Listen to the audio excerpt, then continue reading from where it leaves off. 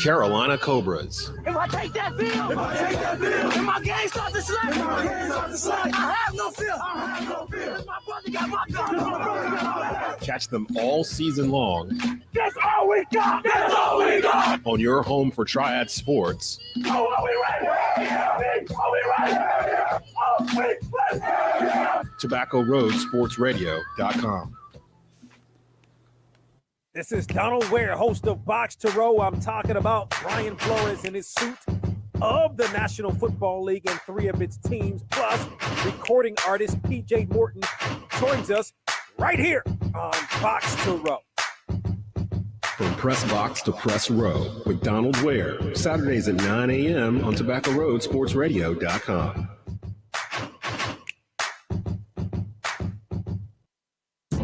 Find your next car at Auto Store of North Carolina in Walkertown. Their goal is to make car shopping and car buying experience fast, friendly, and easy. They have helped hundreds of customers get behind the wheel of a newer, reliable, quality used car, and they can help you too. Stop by and speak with one of their sales professionals today and drive away with your new car. The Auto Store of North Carolina, 4964 Reedsville Road in Walkertown. Give them a call at 336-595-8550 and view the current inventory of vehicles at autostoreofnc.com.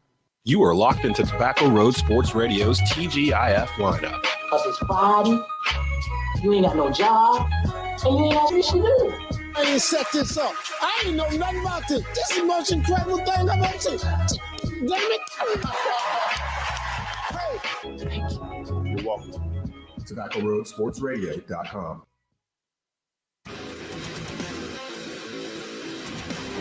Charlotte out of timeout. Here's Morning, the shot. Game over. Who's going to get up? Here he comes. Here he comes. He's got him this time. It's going to be a drag race. Wow. They touch. Craven got him. Craven got him. By Lundquist. Now Ponikarovsky with it. 2-1 in front. Block there. Scramble for it there. They plug away at it. Still it's loose. Pumped that by Clemens. They score. And it's over. The runner at third, nobody out in the first and didn't score. Second and third, one out in the second and didn't score. Smith corks one into right down the line. It may go. Go crazy, folks. Go crazy. It's a home run, and the Cardinals have won the game. Welcome to The Score. Here's your host, Brett Wiseman. Welcome to The Score with Brett Wiseman here on Tobacco Road Sports Radio, TobaccoRoadSportsRadio.com. Brett Wiseman joined this afternoon by Michael Davis, Alex Wober, our producer Desmond Johnson. Steve Wiseman will join us later on in the program and give his weekly ACC input before Duke Carolina tomorrow. Des will also give the Carolina fan perspective to Steve's Duke perspective. We'll have Christian Emery on as well to talk NHL All-Star Weekend beginning, if I can figure out that camera is actually working reverse. Right there. There's the shield. The NHL All-Star Weekend begins tonight in Las Vegas with the skills competition. We'll go through all that. Preview the participants in there. There's 2 new events that are outside to kick things off in Las Vegas. One on the Strip and one at the Fountains of Bellagio. So we'll preview that in the All-Star game as well. There's a few injury replacements to get to. We'll also talk about how LaMelo Ball should be in the All-Star game and he's not in the NBA. And a Woj bomb just dropped about 30 minutes ago. We'll get to that as well. It's not a huge Woj bomb, but it's a Woj bomb. As far as Shefty bombs are concerned, Adam Schefter had probably the biggest Shefty bomb of his career, other than jumping out in front of the Aaron Rodgers story.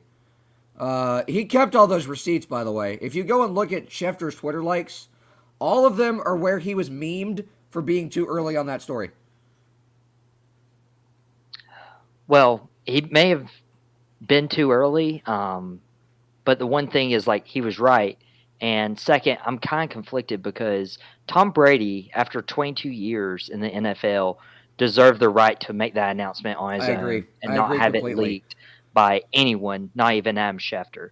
And so Schefter should have – I know Schefter wants the big scoop and the big story, but at the same time, when do you respect the players and allowing them to make that announcement? if there's anybody on the face of the earth that deserved the right to make that announcement on their own terms, it's Tom Brady. Absolute 100%. And I think Sunday and Monday, you saw Brady kind of doing damage control, calling the GM of the Bucs, saying, I haven't decided anything yet, going on his radio show on satellite radio and saying it's day to day with me, and then the next day formally announcing it. And I think in a way he did get to do it on his own terms.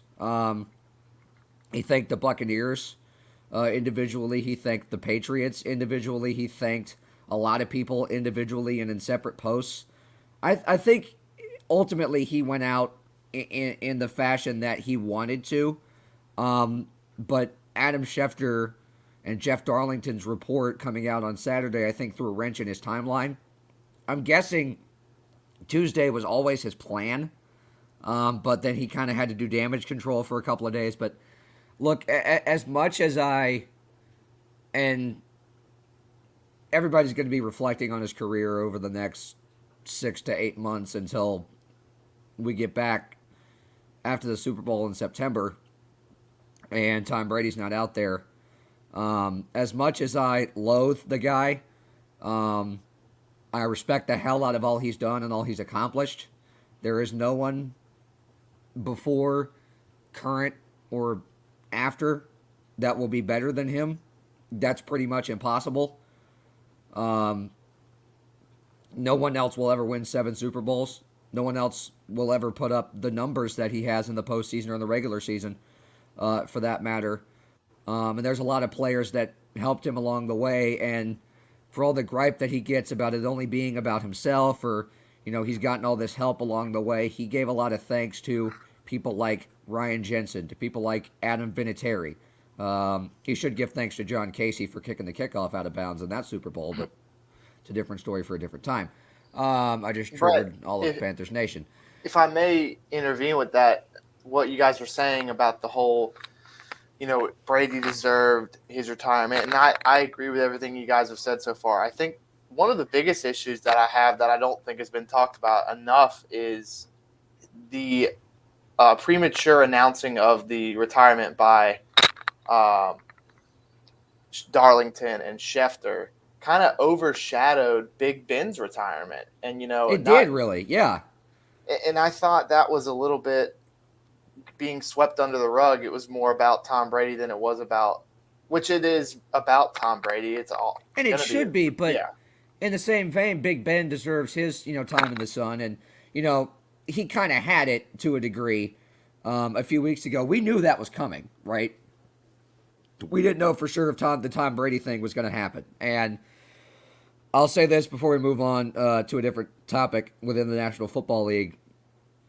As much as I loathe and respect the hell out of what Tom Brady has done, as much as I wanted to see him retire, being brutally honest, and texted a bunch of people, we're free, we're finally free. I'm going to miss him. It's going to be weird. He's been out there for 22 years. I'm 24 years old. He's been out there on the field pretty much my entire life. So to see him not be out there next September and not be on a team and sitting at home tweeting about things, it's going to be weird. Like, I'm going to miss him. And the biggest thing for us at our age is this era of elite quarterbacks. They're gone. The only one left is Aaron Rodgers. The only one left is Aaron Rodgers. And that's not even set in stone right now. Big Ben, Drew Brees, Phillip Rivers, both the Mannings, and now Tom Brady. Well, with our generation, I even consider like Brett Favre before Aaron Rodgers. Like I started watching named after around him so naturally. Like sure. But like I started watching around 05, 06 and Brady, both Mannings, Roethlisberger, Brees, Favre. I started watching in that area, and most of us did. Like they're gone, and it's kind of sad. We're growing up, and we're going to get to the point where we watch drafts and we see those people we get drafted retire, and we're like, okay, now we're pretty old for this. See, the fact that I remember guys that are like in their 7th, 8th years that, like, I remember Matt Ryan playing at Boston College, and I was like 9 years old going to see him play at Wake Forest. I remember seeing Deshaun Watson play at Clemson. I saw my first college football game I ever attended was Phillip Rivers at NC State. So we're getting to that point. Well, we still got some time. And we'll get to the championship weekend games here in a moment. Although one was a lot more eventful than the other.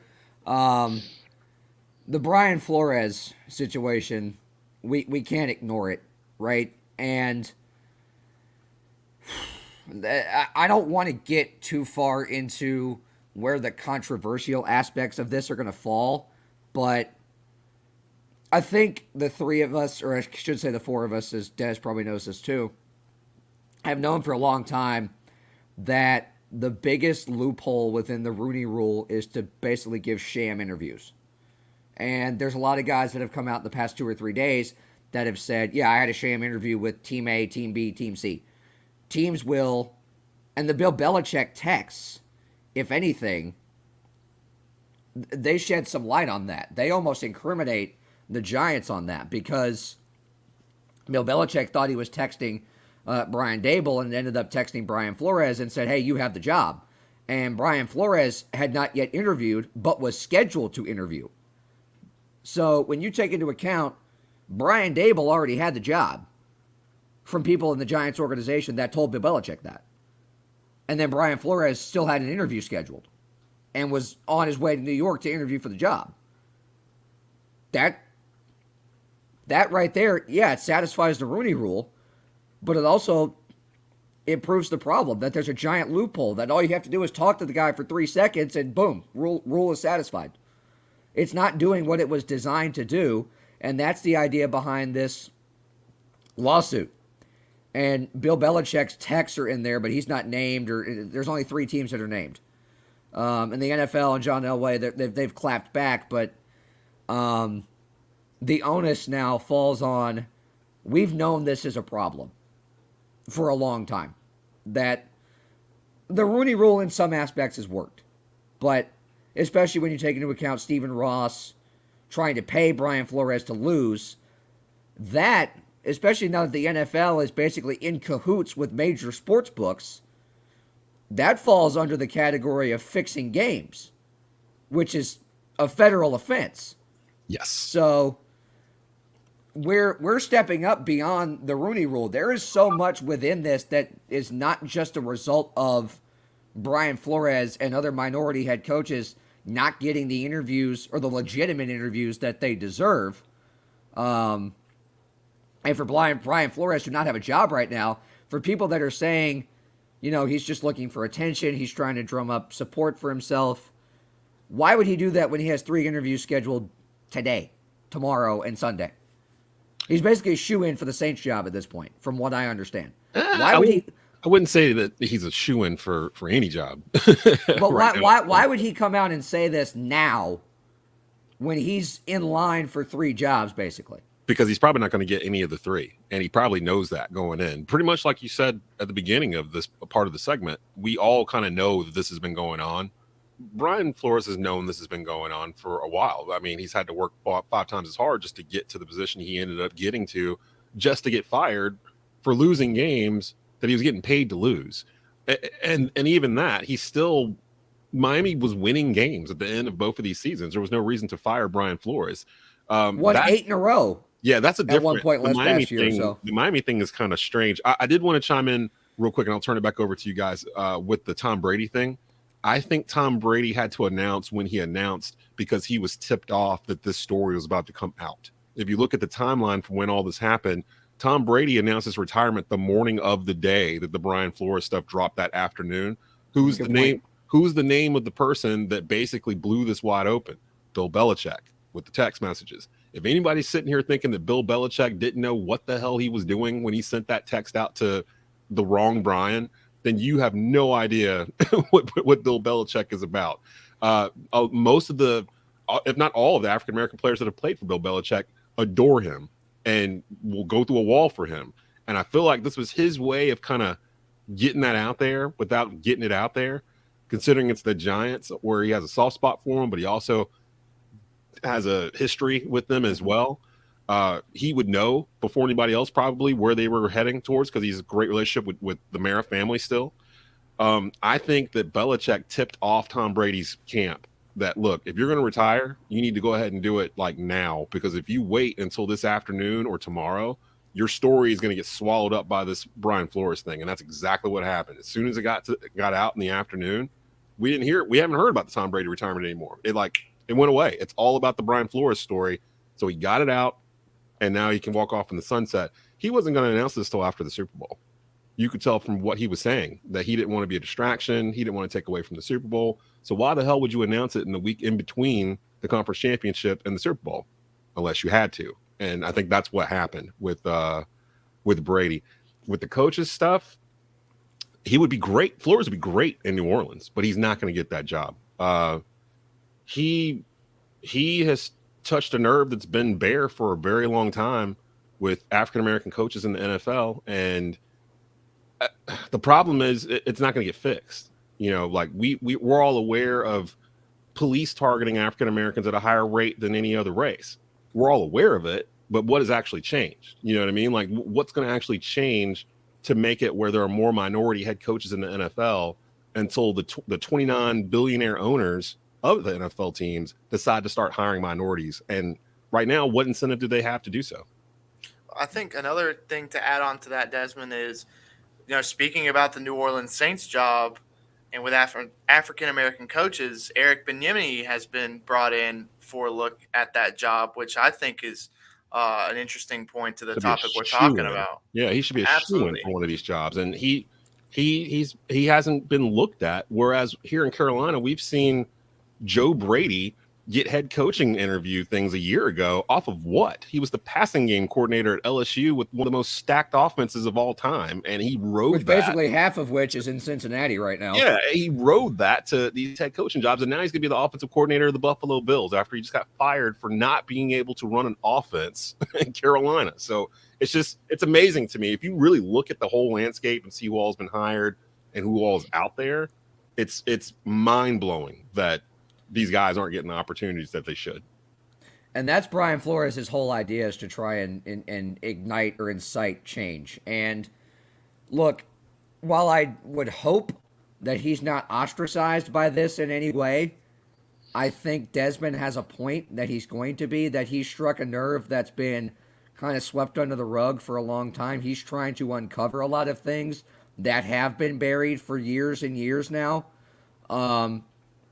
And while the Rooney Rule and the Rooney family came out and said how well it's worked well, but it has not worked well enough to the point where we can say it's a resounding success, right? Well, one more thing about this entire coaching carousel and what the NFL is involved in right now. You have this Brian Flores story that's taking a lot of the eyes on that one right now. You also got to remember, they have Deshaun Watson's lawsuit, John Gruden's lawsuit. I'm missing another one I should be knowing. But the NFL has a ton on their plate right now. They have a ton on their plate. And, what made me think about this was, talking about change and if change is going to happen. Well, with all these things on the NFL's plate, I could see them kind of sweeping this Brian Flores thing under the rug and doing absolutely nothing about it. And I think they're already trying to. You read their statement the other day that says these claims are completely baseless and without merit and yada yada and so on and so forth. You read the lawsuit. There's merit to all of this. So the NFL is already trying to cover their backsides on it. Very quickly, while we have a second, I want to say, Michael, that even though you heavily doubted me, and the Bengals were down 21-3, and I doubted myself a little bit, but if anything, I'm going to be cocky for a second. My point was proven. I knew I'd the come Cincinnati on here. Bengals are just a resilient, dog-fighting, scrappy, hard-nosed football team that by any means necessary is going to get things done. They did not by any stretch of the imagination think they were going to lose that game even when they were down 21-3. with a rookie kicker in Arrowhead when it comes down to that. First of all, they lost the coin toss in overtime, and I said it was over then. Nobody on that sideline thought that. And they go and turn over Patrick Mahomes for the third time that day. For a defense that young, for somebody like Joe Burrow to ride the kind of roller coaster wave he did throughout that game and come out on top in this thing speaks to the guts and the heart that kid has, and the guts and the heart and the grit and the determination and the resiliency of that team, that when the whole world is writing them off, they're feeding off of that. And I think we'll go into the Super Bowl with the world thinking the same thing, because they're basically playing a road game, and they'll go in there with the exact same mindset, and we'll preview it later on. But I would venture to say at this point they'll probably get the same result. By the way, Cincinnati closed schools the Monday after the Super Bowl, whether they win or not. So you either have a day of mourning or a day of celebration. You pick. We'll take a break here. When we come back, talk association. NBA All-Star reserves announced. LaMelo Ball's not one of them. That should be a federal crime, too. We'll get into that next. You are listening to The Score with Brett Wiseman on TobaccoRoadSportsRadio.com. This is Coach Rez, head coach of your Carolina Cobras Arena football team, the 2018 National Arena League champions. Join us for our 4th year in the Snake Pit at the Greensboro Coliseum. Be a part of the Carolina Cobras tailgating group before every home game starting April 30th. Season tickets are now on sale for as low as 2 for $128. You can reach the ticket office at 336-455-7232 or at carolinacobras.com. Fear the Fang. Enter your softball team into the Diamond Stars Invitational March 19th and 20th at Springwood Park in Burlington, North Carolina. Age brackets are for 10 and up for a one-day event, 12 and up, and 14 and up. With Diamond Star events, you get more games, longer time limits, quality competition, and prizes to all champions. With Diamond Star events, get the tournament experience your players, coaches, and families deserve. For more information and to sign up, visit diamondStarEvents.net. Kim Source Direct is a single source supplier. In business since 2007, they have over 80,000 products for customers just like you. Located in the heart of North Carolina, they supply cleaning products all throughout the Southeast. Whether you're a commercial business, office, or municipal building, looking for wholesale cleaning products, chemicals, cleaning equipment, or service, they've got you covered. Please reach out and start saving money today. Stop by their store open to the public and save. Kim Source Direct, 1207 South Park Drive in Kernersville. Give them a call at 336-515-9990. Order from the website at kimsourcedirect.com. Beamer Tire and Auto Repair, now with 3 locations across the Triad in High Point, Greensboro, and our new location in Kernersville. Beamer Tire and Auto offers full-service auto repair, all tire brands, free alignment checks, oil changes, and more. In Kernersville, check out the no appointment needed Quick Lube shop. Check out their thousands of 5-star ratings via Google and Yelp. They care because they know that you can go anywhere. So try a shop with a beating heart, not a bottom line. Beamer Tire and Auto Repair. Visit us on Facebook or at beamertire.com. You are locked into Tobacco Road Sports Radio, your home for Triad Sports. And you know this, man. Welcome back to The Score with Brett Wiseman here on TobaccoRoadSportsRadio.com.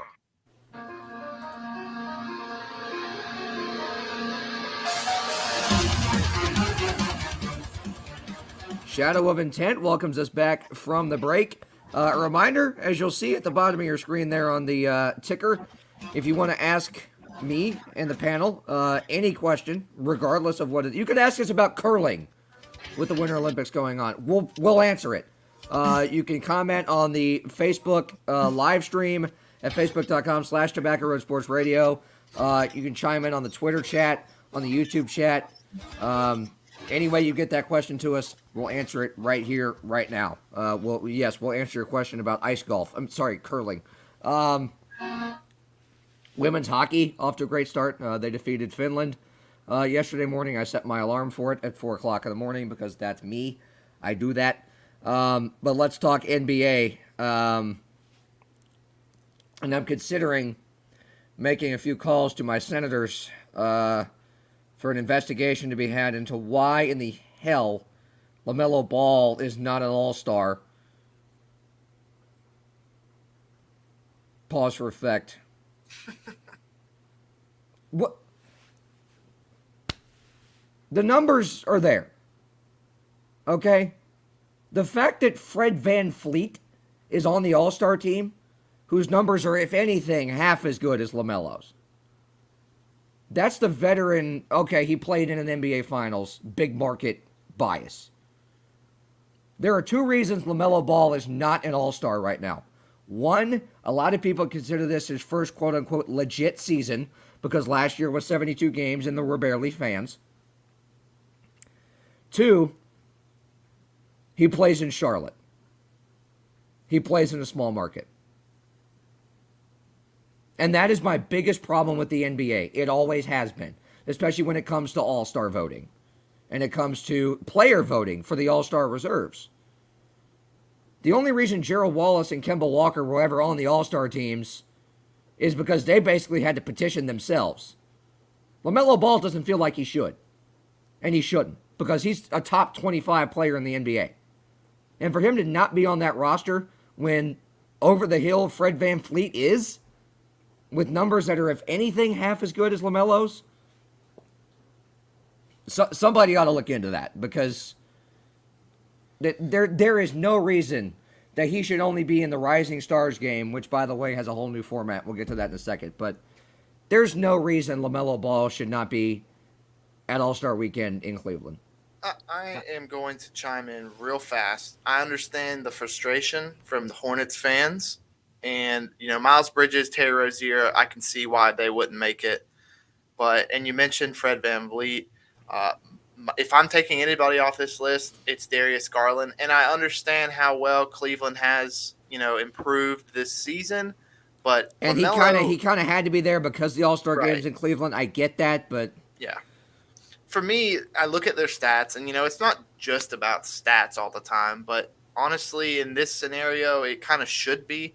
LaMelo's averaging sort of the same amount of points as Darius Garland, but he's averaging less rebounds, but four more rebounds and one less assist. So for me, yes, Brett, I hear you. The game's in Cleveland.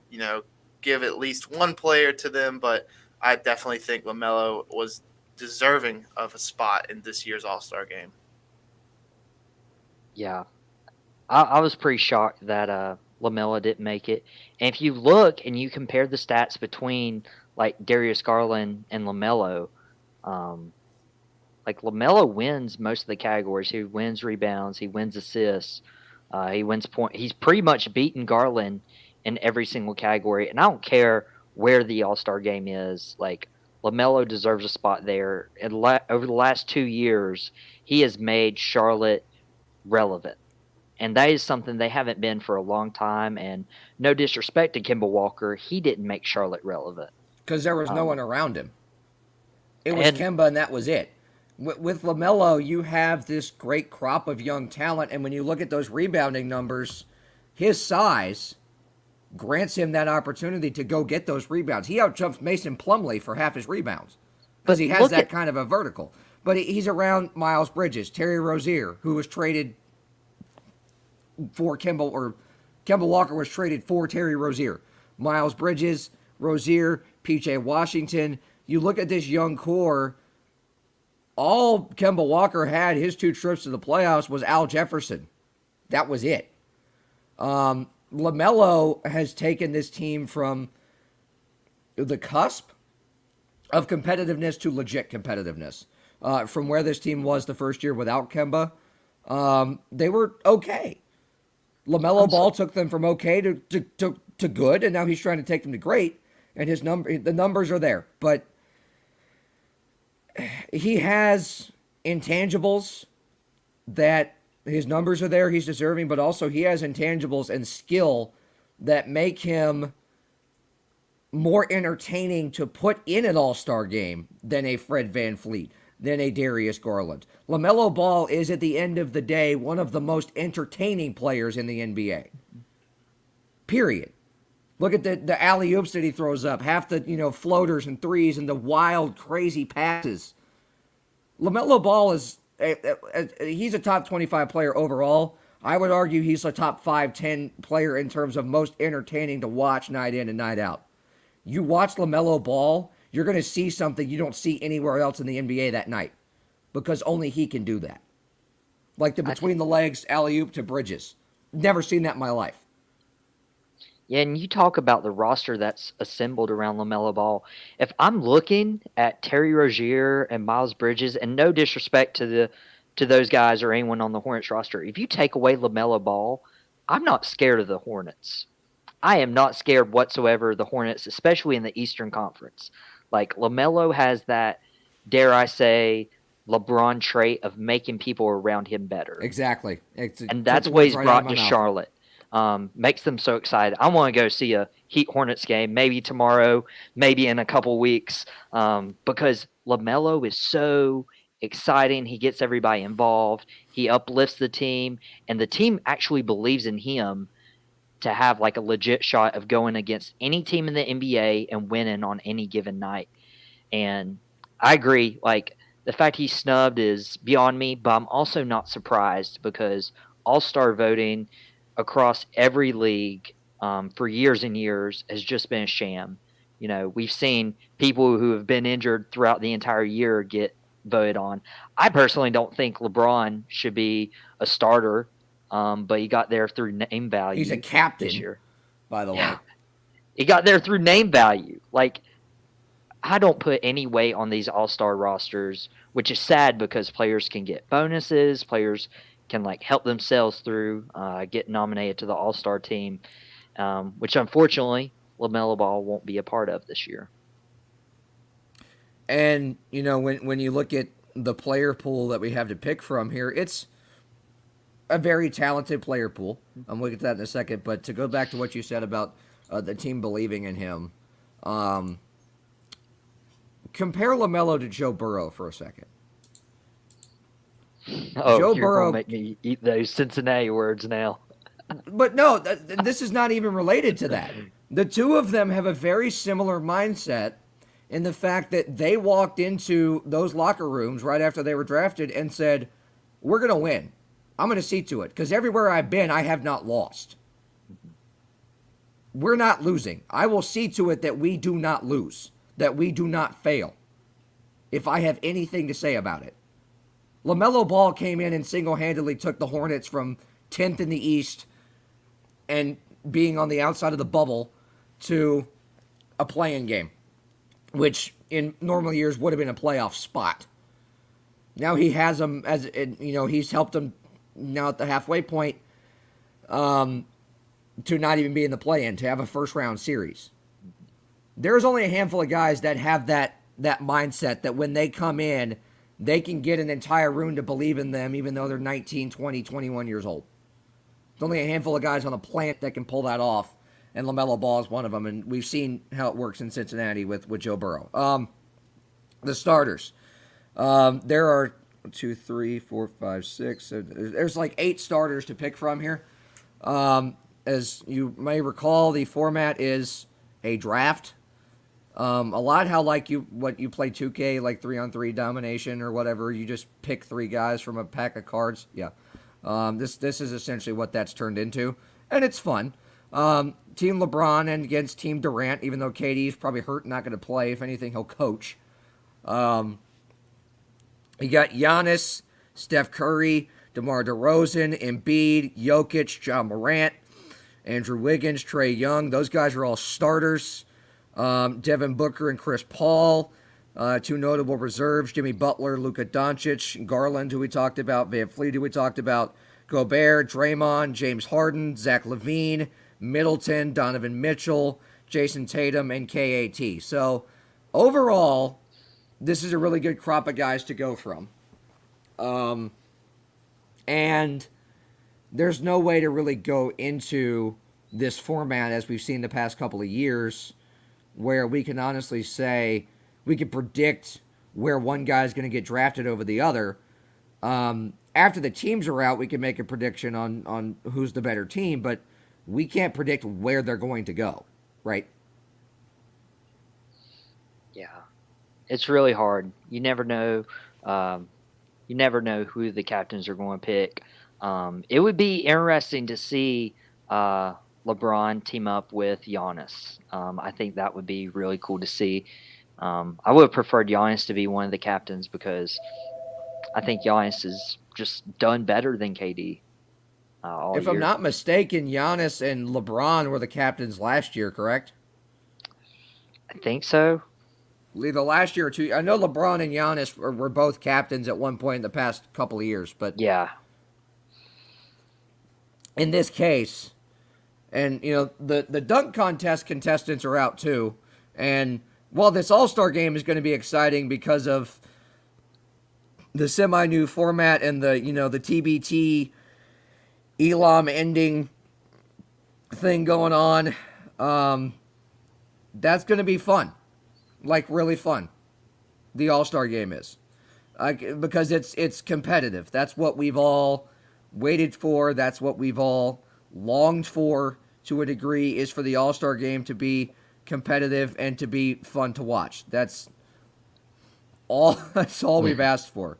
Period. I don't know if you can say that about the dunk contest, though, these past 3 years. No, and I'm trying to find the contestants. I had them saved here somewhere. Why you Toppin, he's one of them. They should have had Miles Bridges in there. Right? Imagine LaMelo throwing one to Miles Bridges like from, the rafters of whatever the name of that arena is. It's not Quicken Loans, I don't think. Rocket Mortgage Fieldhouse or whatever it is in Cleveland, which has been there for like 25 years, and they thought it deserved another All-Star game. Why, I don't know. Jalen Green of the Rockets. Sigh. Cole Anthony of the Magic. Solid. Obi Toppin of the New York Knicks. Automatic winner. Yeah. And then, for some unknown reason, Juan Toscano Anderson of the Golden State Warriors is in the dunk contest. Hear me out, though. He posterized one guy. But hear me out. These last three, not to say that these last three dunk contest winners are no names, but at the time, like Diallo, Derek Jones, and when Simmons won, I didn't know who they were. So for me, you go back to the Aaron Gordon. Who was he against? Zach LaVine. Yes, the two battles that they had. The battle that basically shut down the world like 3 weeks before the pandemic started in 2020, where honestly they should have just given both guys the trophy. The last two times out, we've had no names out there. That's why I think, because last year I was looking at the dunk contest. I was in the same spot last year, and I was saying, you know what? I'm going to take the more known person, like an Obi Toppin or Cole Anthony. But then Simmons won for the Trailblazers. So for me, I'm going to follow the trend and say that whoever the last guy you name, Brett, because I have no idea who he is, will win the dunk contest. Look, I just think Obi Toppin, you saw the in-game dunks he did in college at Dayton. Those aren't dunks that a lot of human beings can pull off, period, let alone in a game setting. He should win. He should win. I think he's the better dunker, period. Not just that he has the higher vertical and all that. I just think he has the higher skill as far as a dunker is concerned. I haven't seen enough from Cole Anthony in-game or in a contest setting to trust him. And Juan Toscano Anderson posterized one guy, and it showed up on my Twitter feed. Probably That's got him it. in. That's all I've heard of him. It's a shame that Zion Williamson hasn't lost 30 pounds, or he'd be in this dunk contest too.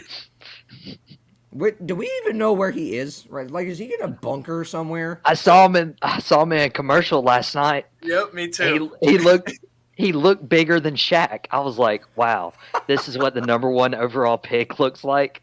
Was it the commercial where they were sitting on the couch playing? Yeah. Yes, they're playing two. Yeah, so what's the Mountain Dew commercial? Yeah. Yes. Well, he needs to lay off the Mountain Dew. If you go back and look at the commercial, you'll see Zion's side of the couch is slightly lower into the ground than the other side. I saw that commercial too. And the exact same thought went to my head. I was just like, who in Zion's camp thought it was a good idea for him to take an endorsement from Mountain Dew when he's already the heaviest player in the league and he's played like 40 games over 3 years and he's at home right now. Nobody knows when we're going to see him again. And he's sitting on a couch drinking Mountain Dew, eating Doritos and playing video games. It's like, yeah, he's eating, like, look, the two biggest like endorsement deals right now in the NBA are with Ruffles potato chips and Mountain Dew.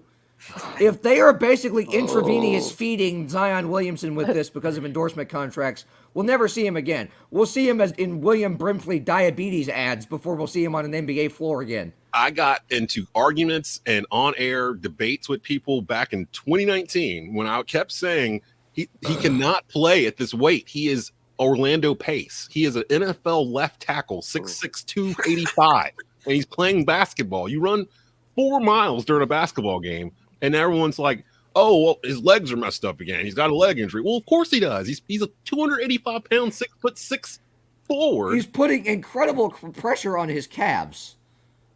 Everything. So down. It's just like, and plus, you wonder why his shoe exploded.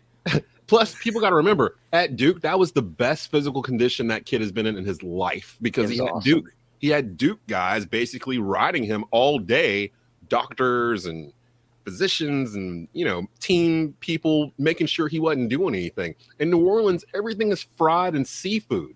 It was the worst possible place for this kid to land. He's eating fried oysters and crab and all kinds of stuff probably all day. McDonald's. He's 20 years old. Who is telling him not to do this? It's just... If he wants to eat it, he'll eat it.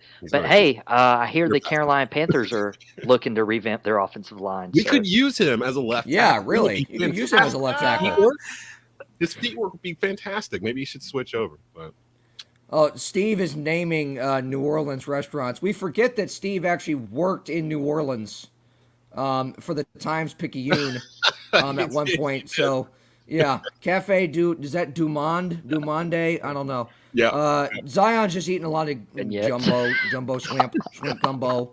He's showing up at every Bubba Gump within a 35-mile radius. Goodness. All right, we got to get in the break. Steve's going to join us after this to talk about Duke, Carolina tomorrow. You are listening to The Score with Brett Wiseman on TobaccoRoadSportsRadio.com.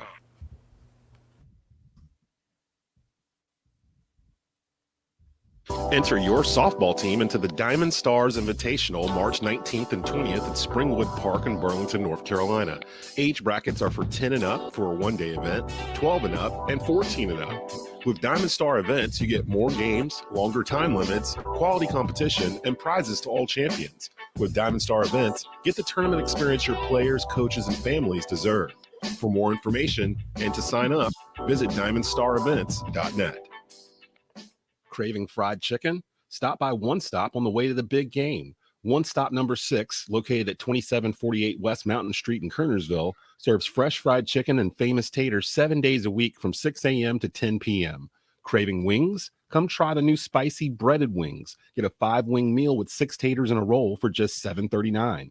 Now in regular, hot, ranch, or spicy. One Stop number 6, 2748 West Mountain Street in Kernersville. The wait is over. Simply Sonia's Southern Cuisine and Cocktails is now open. 3050 University Parkway inside the Best Western Plus Hotel. Open 7 days a week starting at 11 a.m. daily. Freshly made Southern cuisine with signature cocktails and lunch specials daily. The location for your next event with Simply Sonia's catering specials. Open now. Simply Sonia's Southern Cuisine and Cocktails. 3050 University Parkway inside the Best Western Plus Hotel in Winston-Salem. You're listening to The Rundown. They're missing some parts, but Clemson's had the number 1 or number 2 recruiting class in the country, it feels like, or at least top 5, like the past 4 or 5 years. So it's not like they don't have kids on the sideline waiting for an opportunity, like 4 and 5-star kids that we haven't heard about. Some talking heads out there have said, whoa, this Clemson team, they don't have T. Higgins, they don't have these wide receivers. What are they going to do? They're going to just plug in the next two guys. Exactly, like they did the year doing. before. Yeah. The year before when Mike Doing Williams this, was there. The year you don't win 10 plus games a year for like going. This will be like the 10th year in a row if they do it this year. You don't do that by depending on one or two guys and having to reload, and then 2 years later you're back.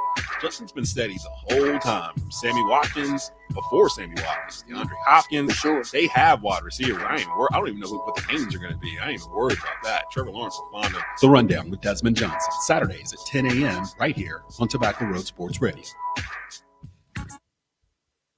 This is Coach Rez, head coach of your Carolina Cobras arena football team. You're listening to TobaccoRoadSportsRadio.com, your home for Triad Sports. And you know this, man. Welcome back to The Score with Brett Wiseman here on TobaccoRoadSportsRadio.com.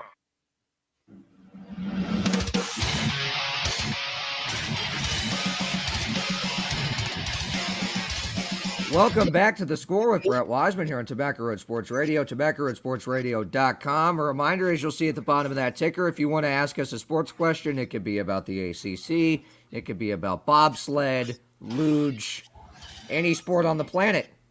Ask it to us in the Facebook chat, the YouTube chat, the Twitter chat. Tweet at us.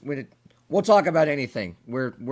I set an alarm at 4 a.m. to watch women's hockey against Finland the other day. Okay, that's how dedicated we are here on this show. Steve Wiseman joins us live from his humble abode to talk what's been a wild, wacky week in the ACC. We had Duke sweep its tour of the ACC's Midwestern teams, I guess you could call them that. Wake Forest going up to Syracuse and laying a fat egg, to say the least. Very uncharacteristic of them, and some other wild, wacky happenings. But before we get to the big story, which is going to be Duke, Carolina, tomorrow afternoon, what did you see from Duke? First of all, in that Louisville game, but that Notre Dame game, it looked like Notre Dame was just uncomfortable. A lot of that first half, a lot of the shots they took were not great shots. And that's a really good shooting team that Mike Bray has over there.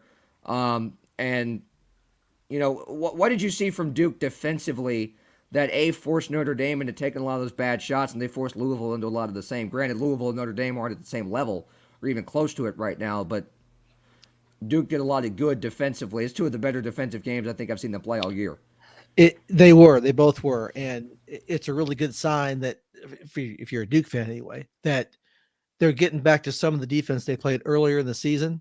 When I wrote it several times that, like, this defense is going to play. This is going to travel well as the season goes on and we get into March. And you got to have a strong defense to win the national championship. So they got away from that a little bit because the COVID pause, all that kind of stuff, right? You know, losing your conditioning, everything. So they're starting to get it back. They got Trevor Keels back in. He didn't start against Notre Dame, but he played a good bit and was on the court at the end of the game, which is really what matters. He stabilized things defensively.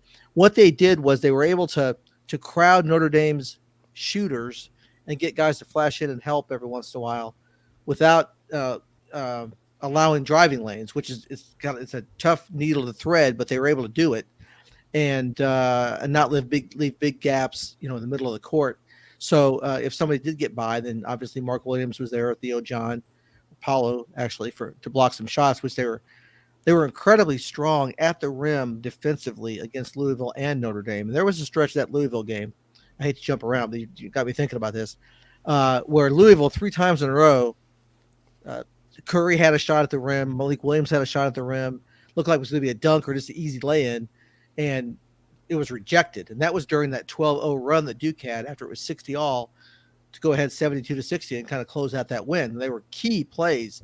So, it was a really strong defensive performance for them in the Midwestern pod of the ACC for sure. And it's good for them to be playing that well as they head into this Carolina game.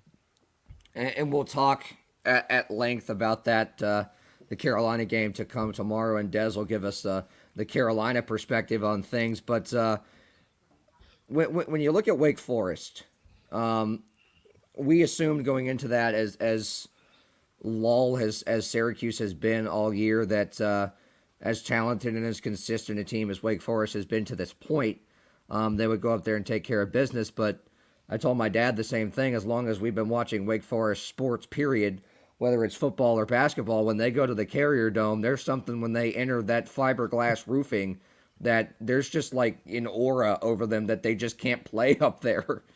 And they've rebuilt the stadium, this new roof. So I don't know what happened. You can't do that anymore. But yeah, they got rid of the replica Metrodome roof, so the snow didn't cave it in. Yeah, they've come into the modern, if it's not 1979 anymore. But anyway, no, to answer, that game, I was shocked when I saw the final score that Syracuse won, because I had just seen Syracuse play Duke on Tuesday night and shoot terribly. The Boeheim brothers couldn't throw it in the ocean, and Duke held them.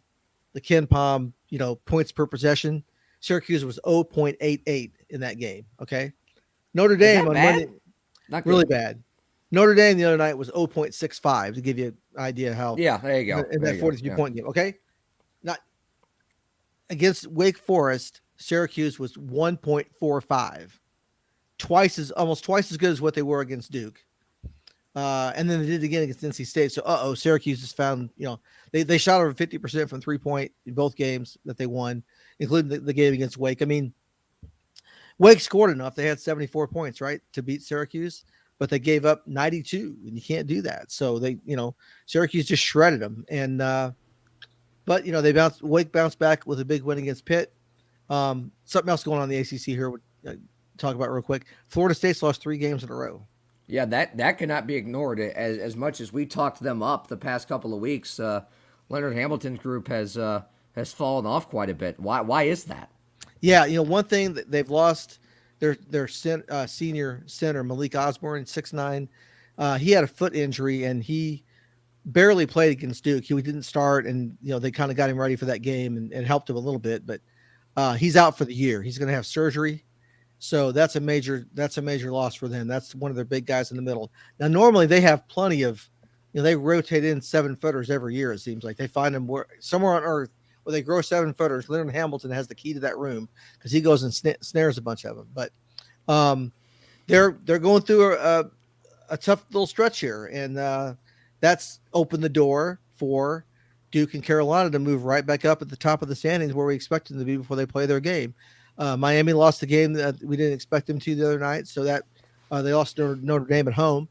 So that opened it up, and now we got Duke, Carolina, Miami, and Notre Dame all right there within a half game of each other, at the top of the standings, and Wake Forest, just a game behind Duke. So it's a great race at this point. It's a good segue. Let's dive into that Duke Carolina game. One thing I was talking with our JP Mundy earlier on today when we were having a little chat, swapping some equipment over. He'll be doing Glenn and Mount Tabor later on tonight here on Tobacco Road Sports Radio. It seems like Duke's guys play a lot more together, and Carolina's guys play a lot more for themselves. That was one point that he made. Another point that he made that I thought was really key, and I agreed with him on, was this is going to be dependent on Duke's shooting. And if Duke shoots well, Duke plays well. That's generally the case. If Duke does not shoot well, and Theo John and company do not crash the boards as well, that makes a difference in the game. Duke's dominance in some of these games, not only on the defensive side, but it's been twofold offensively, whether they shoot well or not, and whether they rebound well or not. And I think if Theo John and company crash the boards good enough, even if they're shooting good to not well, that makes a difference in the game. It does, and they had a little stretch there where they were giving up a lot of offensive rebounds, and teams were getting second and third chances. At Florida State game in particular, Florida State only shot, 30-some%, but they had 18 extra shots over what Duke had, so that's why they won that game. Now, Duke has cleaned that up over the last few games here. Mark Williams was extending himself out to block a lot of shots. He's a great shot blocker, leads the ACC in block shots, but sometimes he was going after shots he probably shouldn't and leaving the rebounding lane open, and so he's kind of worked on that a lot. I think it's made some adjustments there, and it seems to be better. So, to what you started talking about there, I can't speak to how Carolina's playing cohesively or not. I don't watch them every day like I watch Duke every day.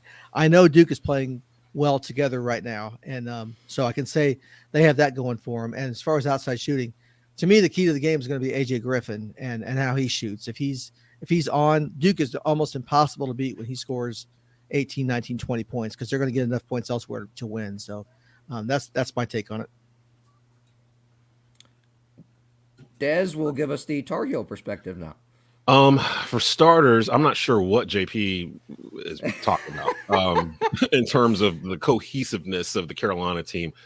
It really comes down to a Dr. Jekyll, Mr. Hyde type of situation with Carolina.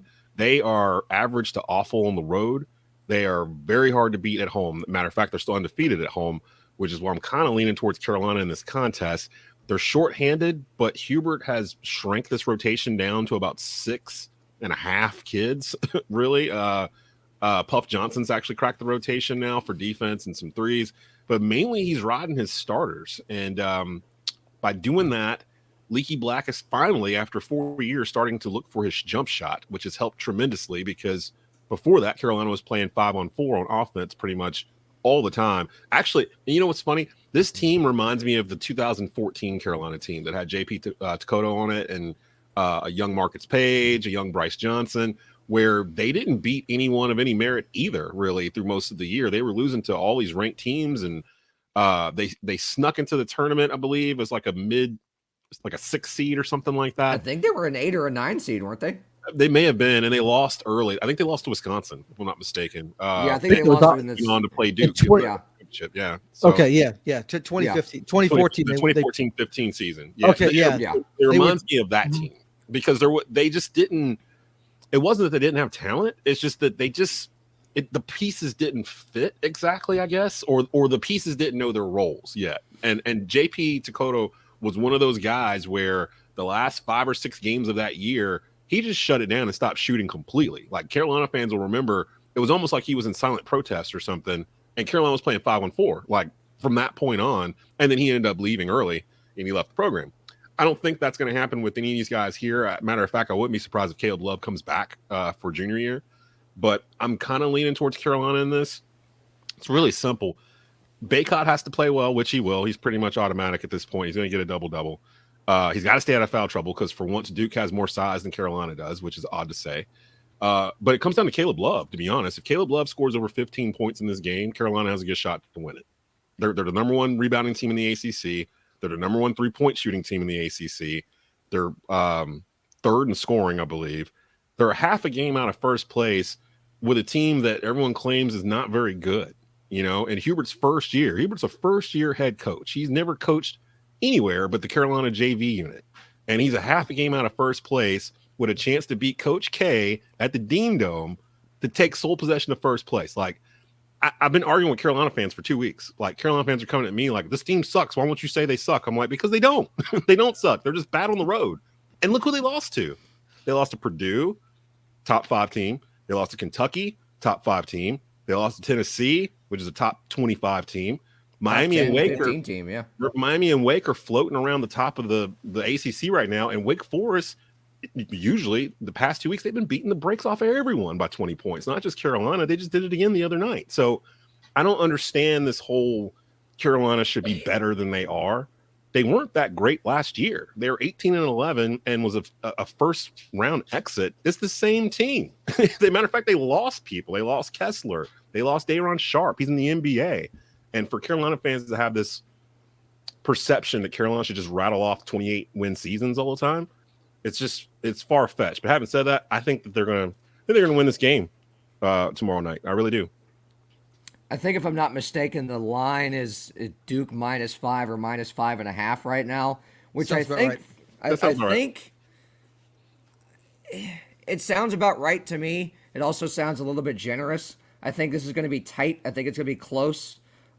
Steve, they always are. Like Jay Bill said, it always delivers. Right. There's not going to be a blowout regardless. It can be both teams unranked. One team doesn't have the talent. Coach K's got a back injury. Hubert's got the flu. It doesn't matter. It just really doesn't matter. To me, it's the best rivalry in all of sports, not just college basketball. It's the best rivalry in sports, period. Like, there's no other rivalry where both teams are usually as evenly matched as these two are, and they spot each other. It's like lifting weights. If you got a spotter, you can lift more. They do that to each other, and typically when one of them wins a national championship, the other one wins it the next year. If you go back and look the past 30 years, usually it goes like in cycles where one will hit the Final Four, then the very next year the other one goes to the Final Four. So I mean, it is what it is, man. It's Carolina Duke. But I wanted to ask you this question, Steve. Sure. Should Carolina be honoring Coach K here at the end during this game? Hubert's already said he's not even thinking about that. He's trying to win the game, and I've seen Duke fans going, "Oh, it's classless," and Carolina fans are like, "We'll gift him this L. We're going to give him this L." So I mean, like, well, that's what the rivalry is about, right? That's what it is. Like you show respect by showing no respect, right? Exactly. And I will say that, like, what I was there last week at Louisville when they did it. Denny Crum came out there and they had Louisville Slugger make him a customized bat. Okay. A bottle of Maker's Mark with his picture on it, and it was a really cool thing. I mean, because it's like a $1,500 bottle of bourbon, right? But Duke Louisville is not Duke Carolina. No, okay, so it's okay. Nothing it's okay. They didn't even do anything at Wake Forest when Duke went over there and smacked them well, around. I think that maybe would have, but Coach, that's the game Coach K didn't come. But that's true. Yeah, that is true. So anyway, yeah. So. But do you think they should should they honor him? They're going to make some sort of announcement saying, "Hey, this is his last game in Chapel Hill." You know, I don't even more of a celebration, right? I don't even think they should do that. To be honest, like, would Duke do the same thing if Roy went on a farewell tour and we knew last year was his last year? Would Duke have done the same thing? I think they would. That's not to say Duke's better or worse. Okay, it's just based on what's happened in the past. Like when Dean Smith died, and they organized the thing in half court where everybody got in a circle and they had a moment of silence, and it was a Duke player, Carolina player, Duke player, Carolina player, and Roy and Kay were arm in arm. I mean, that was all organized at Cameron right after Dean Smith passed away. So that's the legacy we had to look at, is that did happen. So who knows? But anyway, it's the rivalry. There should be a little bit of animus, and it's good that there is. I want to ask you this before we let you go, because we got to get in the break here in just a second.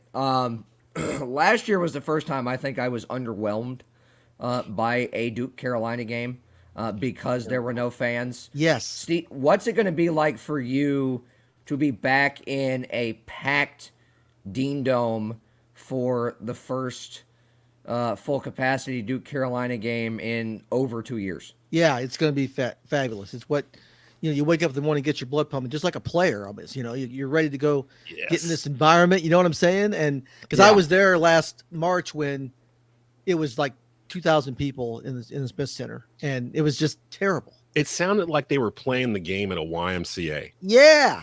Like it was just a hot gym somewhere where they started playing pickup ball. It wasn't the same. It really, it felt like, let's just get this over with. The fans make the rivalry, and both coaches will say that. I mean, obviously great talent, great coaches, great histories, but it's the fan bases that make this thing work. And so, yeah, it's going to be a great atmosphere tomorrow night, and a pretty damn good one on March 5th as well.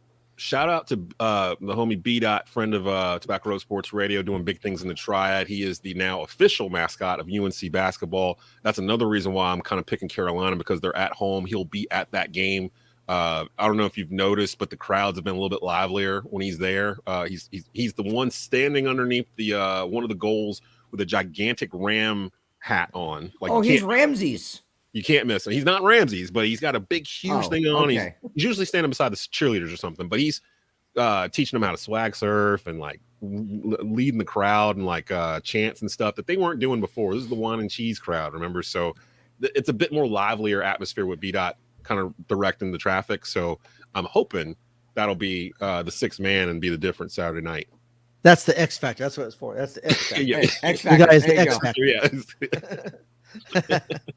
It's going to be fun. Landon has told us that B-Dot was very active when Carolina played at App State. Landon was at that game in the Dean Dome. Landon will join us for this NASCAR segment in a second, guys. But can we get some score picks before we let you go? You want to go first, Des? You want me to jump in? These are both two high-scoring teams. Yeah. I think it'll be in the 80s. That's what I was just thinking. I was looking at the Gonzaga score. Yeah, I'm thinking like 88, 85, something like that. That just sounds like Carolina Duke. Yeah, I was gonna say like 84 to 80 or something like that. Yeah, So, free throws will probably win it at the end or something. Yeah, take the over. Yeah. Always, life's too short to bet the under, anyways. Even though Duke's playing better defense right now, that's still holding Carolina to 80, whatever, and don't be pretty good. I'm going to go 86-82 Duke. I think if the line stays where it is, I think Carolina covers by that measly point, but it's going to be high scoring. Steve, thanks so much for coming on. I know you're going to enjoy the heck out of it tomorrow night, but have fun. Be safe out there. It's going to be loud. Yeah, glad to be with you. We'll talk to you next week. All right, we'll see you next week, buddy. When we come back, NASCAR's got a historic event coming up at the Los Angeles Coliseum on Sunday. Landon Judy will join the program to talk all things Clash at the Coliseum. We'll preview the next-gen car. There's a lot of newness in NASCAR. We'll break it all down for you next. You are listening to The Score with Brett Wiseman on TobaccoRoadSportsRadio.com.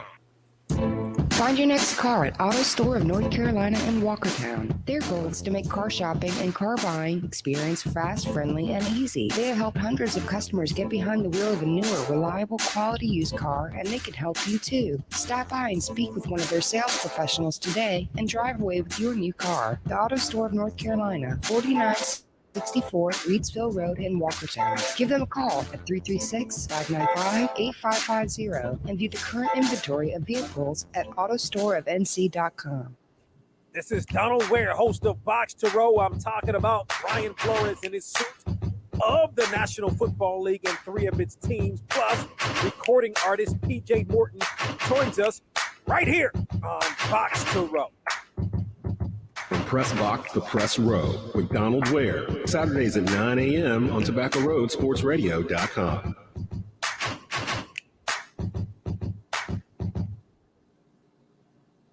Enter your softball team into the Diamond Stars Invitational March 19th and 20th at Springwood Park in Burlington, North Carolina. Age brackets are for 10 and up for a one-day event, 12 and up, and 14 and up.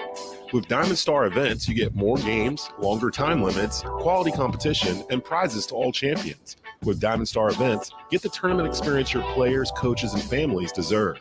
For more information and to sign up, visit DiamondStarEvents.net.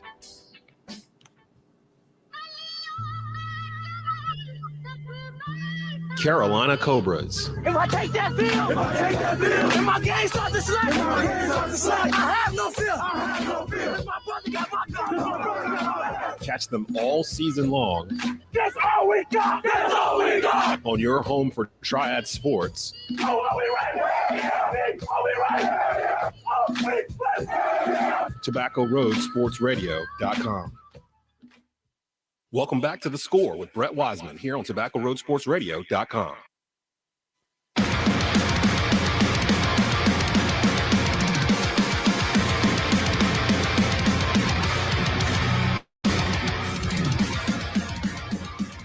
Like moss to flames are the ones that welcome us back here to The Score with Brett Wiseman on Tobacco Road Sports Radio, TobaccoRoadSportsRadio.com. Brett Wiseman pleased to be joined by one of the world's most knowledgeable NASCAR fans. That would be Mr. Landon Judy, making his debut in the live version of The Score. You might have heard him here a couple of times. We're on our NASCAR show, The Pit Stop, which will be back in a couple of weeks. But we got a major history-making NASCAR event coming at us. It'll start on Saturday with the qualifying, but Sunday... And also, if you want to ask us a question about it, type it in the Facebook chat anywhere. We'll answer it, even if it's about curling. This is a history-making event. We're going to run a race. We've built a racetrack from scratch in one of the most famous stadiums in the world, a place where Olympic events have been held, a place where Super Bowls have been held. The first Super Bowl ever was held there. There's been a lot of things that have happened in that stadium that are of historical nature. This is historical for NASCAR because this is the first time that a race has really been run anywhere other than a designed racetrack. We never really had a street course race to this point in NASCAR.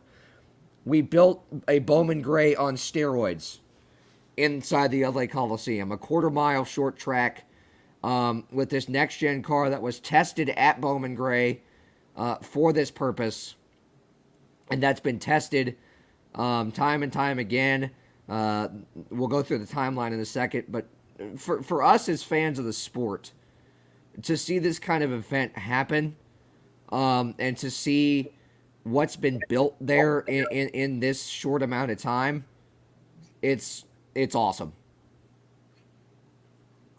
Yeah, Brett, thank you for having me on. Really excited to be here today. It is so exciting to watch NASCAR go out to LA, showbiz capital of the world, and come in and just showcase, all of this brand new race car that NASCAR has. I'm so excited to see its debut. I've got a lot of notes here on it. I have been watching the testing and the development of this car for a really, really long time, and I'm just so excited to see it go into action.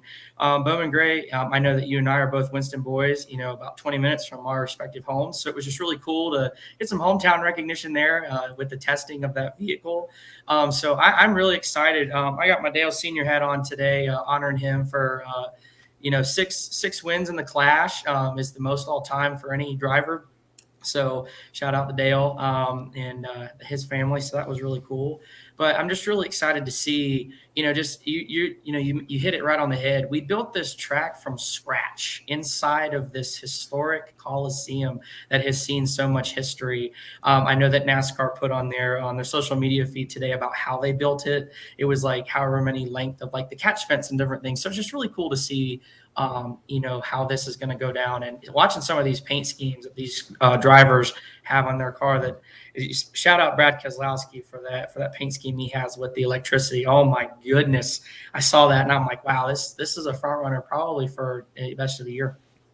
And we've seen a lot of great paint schemes, and we'll see the most controversial thing to happen in NASCAR ever, which is number movement.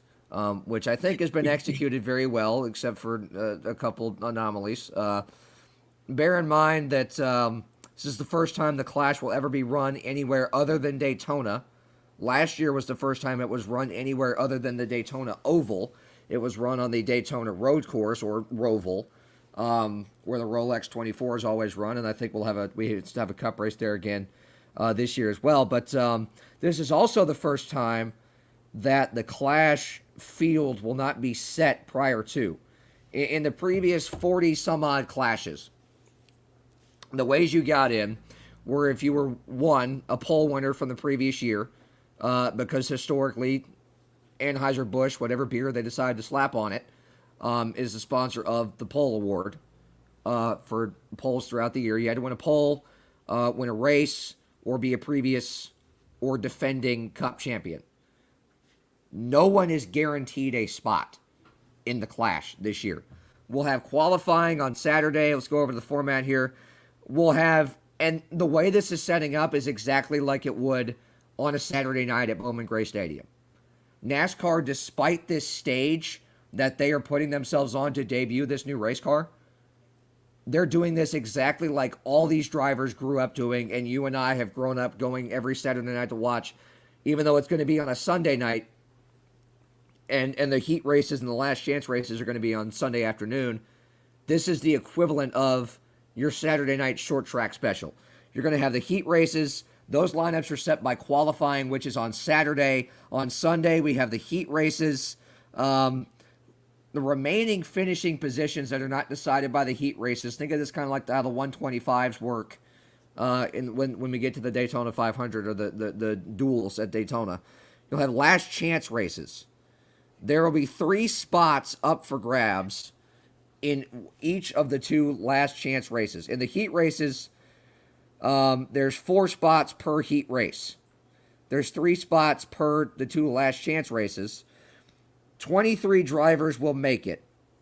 The 23rd spot will be decided by a points provisional from the previous year, from 2021. So there's a lot to look forward to.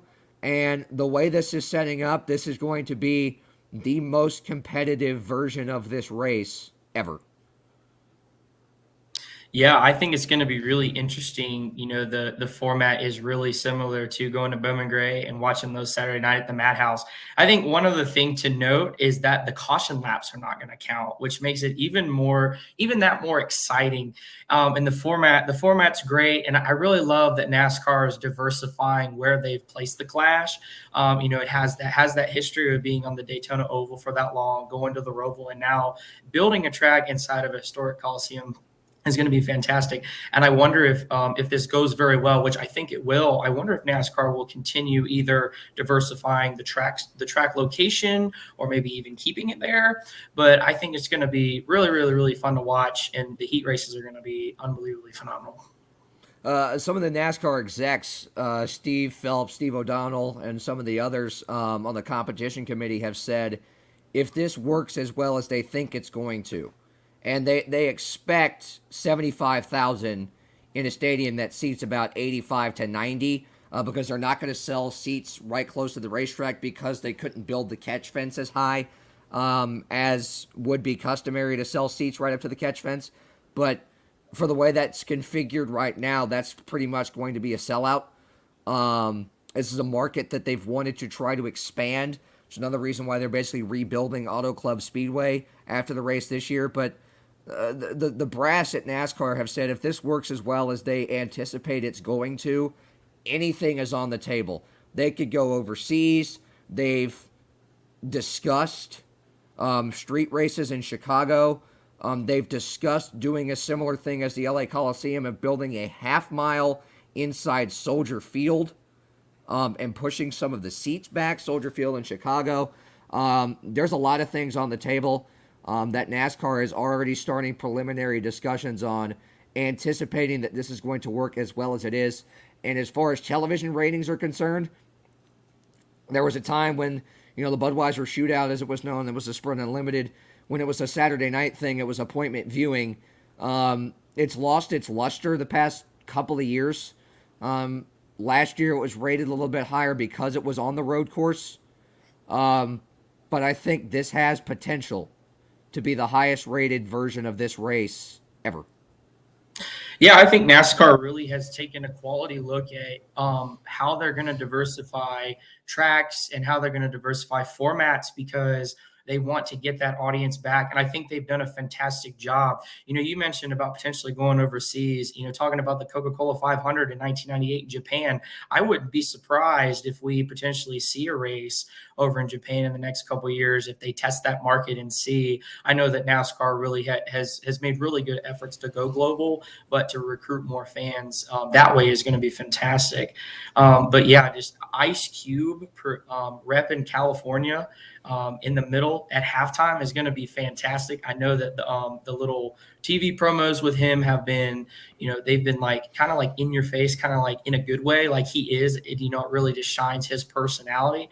But I do agree with you. I think NASCAR, you know, has really taken a look at ratings. They've taken a look at, you know, track format, location, and they're really working hard to do that. So I agree with you. If this goes as well as it's planned, there's going to be a lot of good stuff that's going to be in NASCAR's future. And there's going to be a lot of celebrities, a lot of celebrity guest appearances going to be there. I know Pitbull's going to be there, so that's just really exciting to bring that in.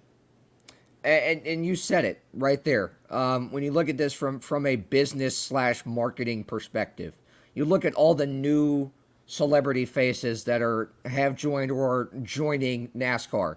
Alvin Kamara as a contributor to a lot of things as far as social media and content goes, the running back of the New Orleans Saints. Pitbull as a part owner of Trackhouse Racing. Michael Jordan as the co-owner of 2311 Racing, which now has a second car. Trackhouse has 2 cars. Ice Cube, we're giving a NASCAR race a halftime show. Okay? We're turning this into an entertainment marketing spectacle. And then when you take into account the fact that Pitbull's going to be there with his own race team, Michael Jordan's going to be there, and then at the Daytona 500, Floyd Mayweather is going to have his own race team and his own race car, as ugly as it looks. He's going to be there. By the way, it's a terrible paint scheme. If you don't want to eat for like the next 6 hours, go look at it. It's terrible.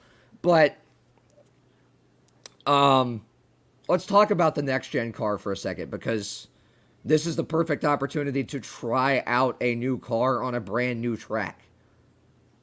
And this is a car that NASCAR from the get-go listened to people like you and me and a lot of quote-unquote traditional fans that grew up on the Gen 4 car with that high horsepower, that higher pitched engine sound on restrictor plate tracks. That a lot of times my girlfriend gets mad at me because I watch that before we go to sleep because it's just good ambient noise to have. NASCAR wanted to put, and I'll quote this directly from the brass, the stock back in stock car. And they wanted to make these three models as close to identical as their street car companions as possible. I look at my mom's Mustang now, and I see next-gen Mustang. I see the same thing. I see a correlation. Pit stops are going to be faster with that single lug nut on the tire. The engine sound is very old school-like. It's screaming, which means if you go to a race this year, it's going to be twice as loud as probably any race you've been to in the past 10, 15 years. So bring earplugs because these things are loud. They're boisterous. They're fast. But the biggest thing is they wanted to put the stock back in stock car. This is as close as you can come to the original, 80s, 90s into Gen 4 models as you can get in the modern day. This is the perfect mix of old meets new in terms of sound, in terms of design, in terms of performance. Everything about this car is what made NASCAR great and what continues to make NASCAR great. Yeah, I definitely think that the car has a sleeker coupe-like design. National Association of Stock Car Auto Racing. I think that's they really put the stock back in the car. I really, really, really like the designs of all of them. And you're right. I can see a Mustang drive down the road, that's, on the street. And I can see a lot of the similarities in the car that has debuted, being a really big Wood Brothers fan. I'm excited for that car to get back on the track. And all three of them just look really, really good. It's just going to be really interesting to watch. Those cars go. 3 race uses of the car before it's replaced. It's going to be harder on teams. They're going to work harder to do setup and skill, I think, a little bit better. So I'm really, really excited for that to go on the track as well. So it's just going to be really interesting. And then my final thing I'll say here is that they're going to use the 7-inch spoiler at Talladega and Daytona, which is down from 9 inches in the spring of race of 2021. So maybe Joey Logano's point was received pretty well within the NASCAR brass.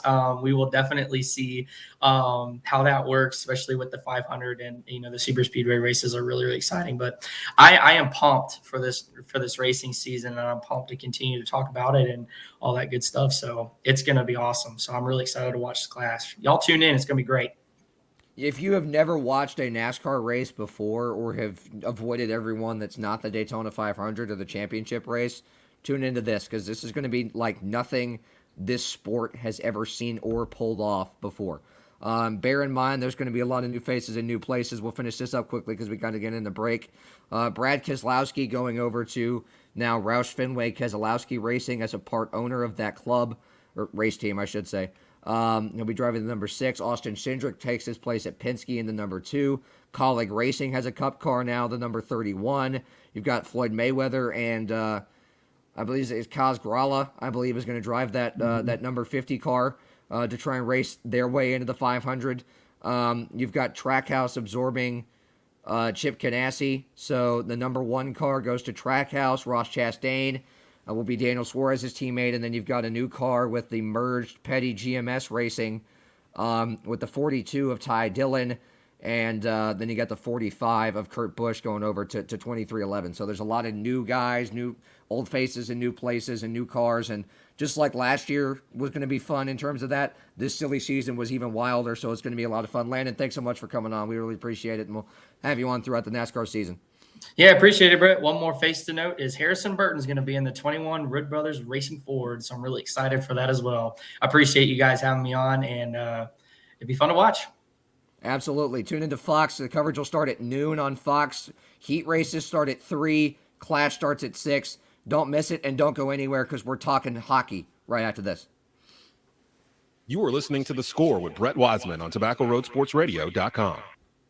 The wait is over. Simply Sonia's Southern Cuisine and Cocktails is now open. 3050 University Parkway inside the Best Western Plus Hotel. Open 7 days a week starting at 11 a.m. daily.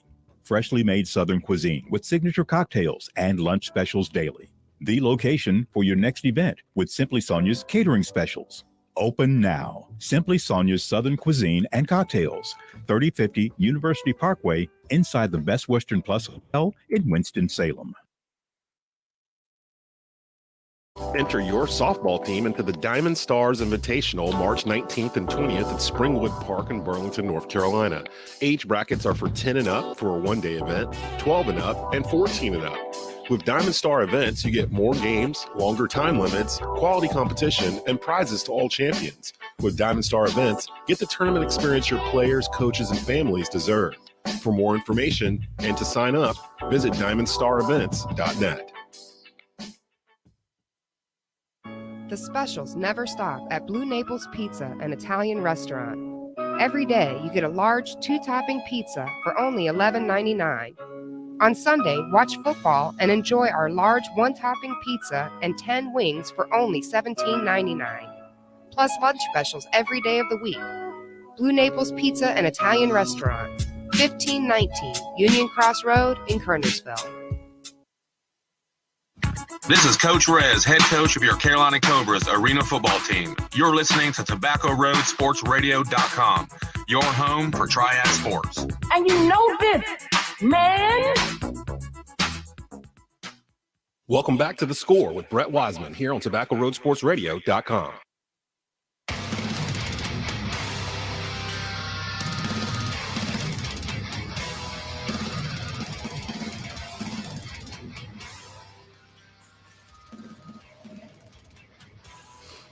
Welcome back to The Score with Brett Wiseman here on Tobacco Road Sports Radio, TobaccoRoadSportsRadio.com. Brett Wiseman joined by Christian Emery as we begin to talk NHL All-Star Weekend. Begins tonight in Las Vegas, Nevada.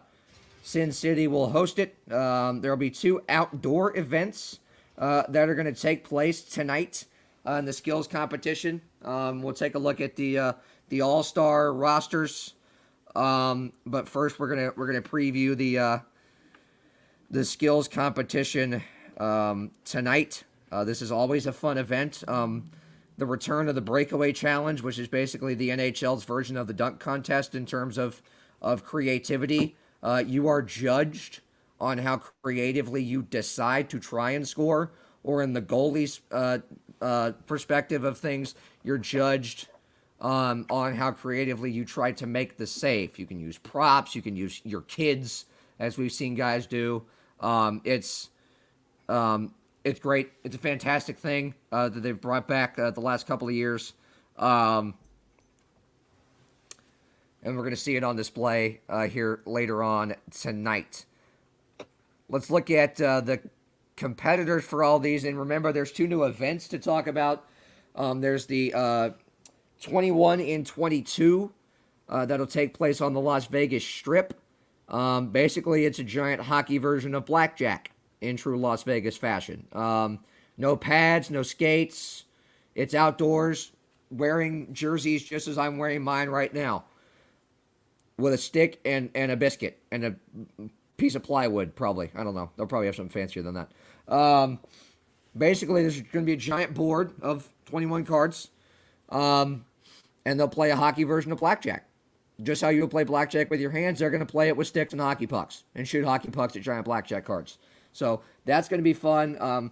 I don't know exactly how the other one's going to work. It's going to be at the Fountains of Bellagio, where the NFL draft was supposed to take place this past year.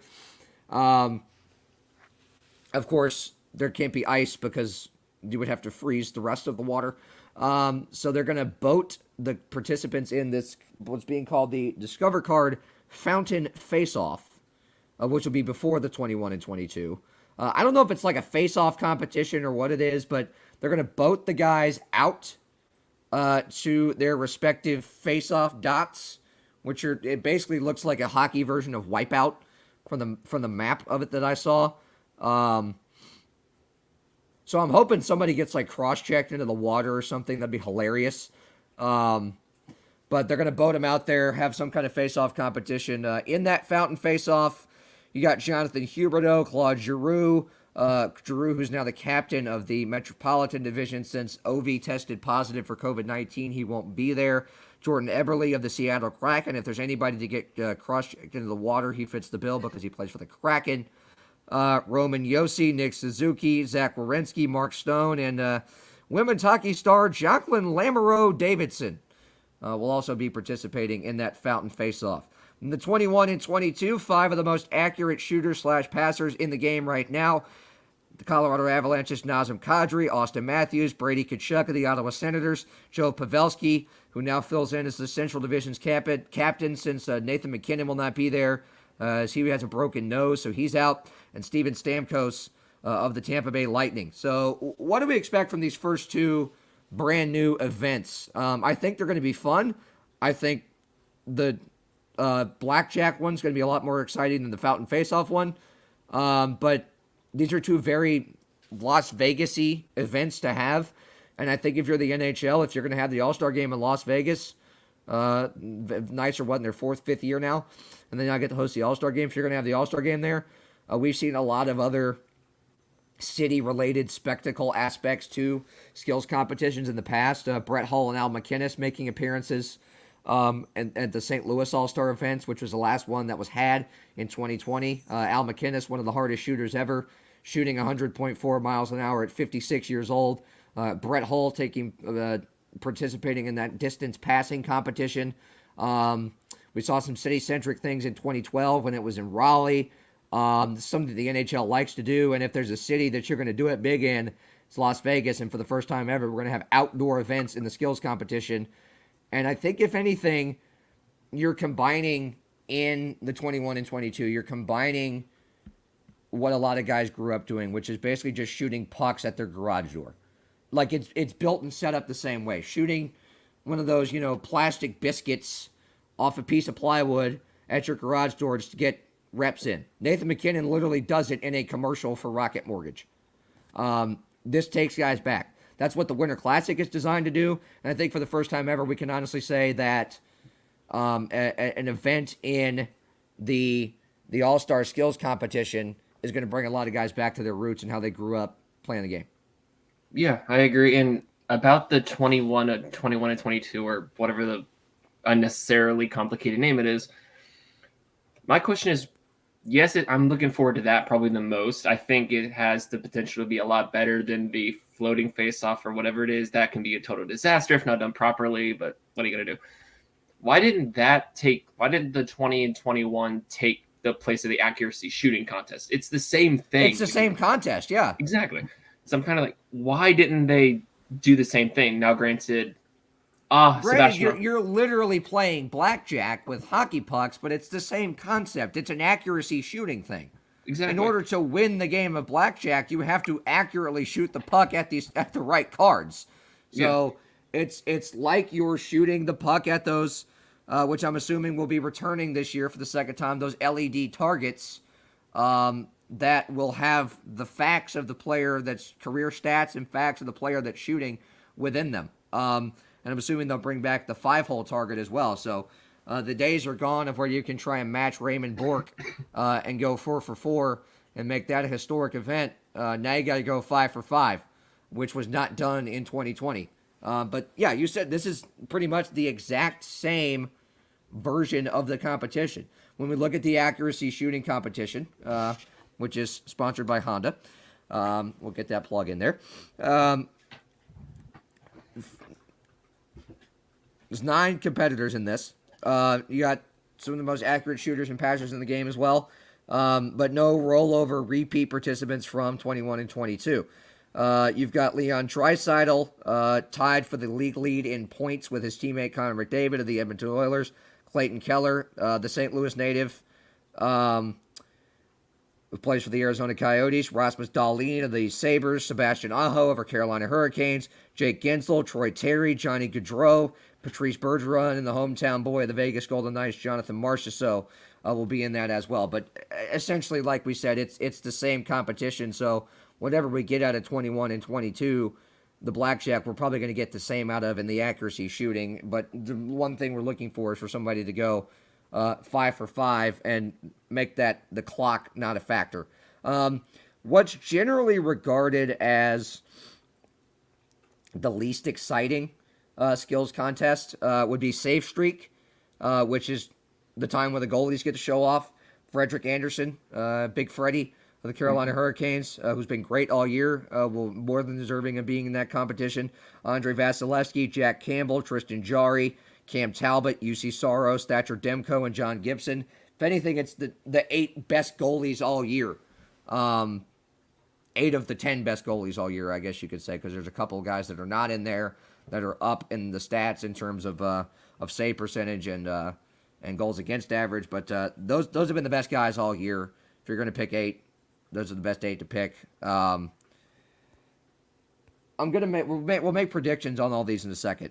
The Breakaway Challenge, as we said, is basically hockey's version of the dunk contest. Skaters and goalies alike are judged on how creatively they make the saves or score the goals. Except this time, the goalies aren't counted as participants. So the goalies can't win the contest. There are 5 shooters that are going to be judged on their level of creativity.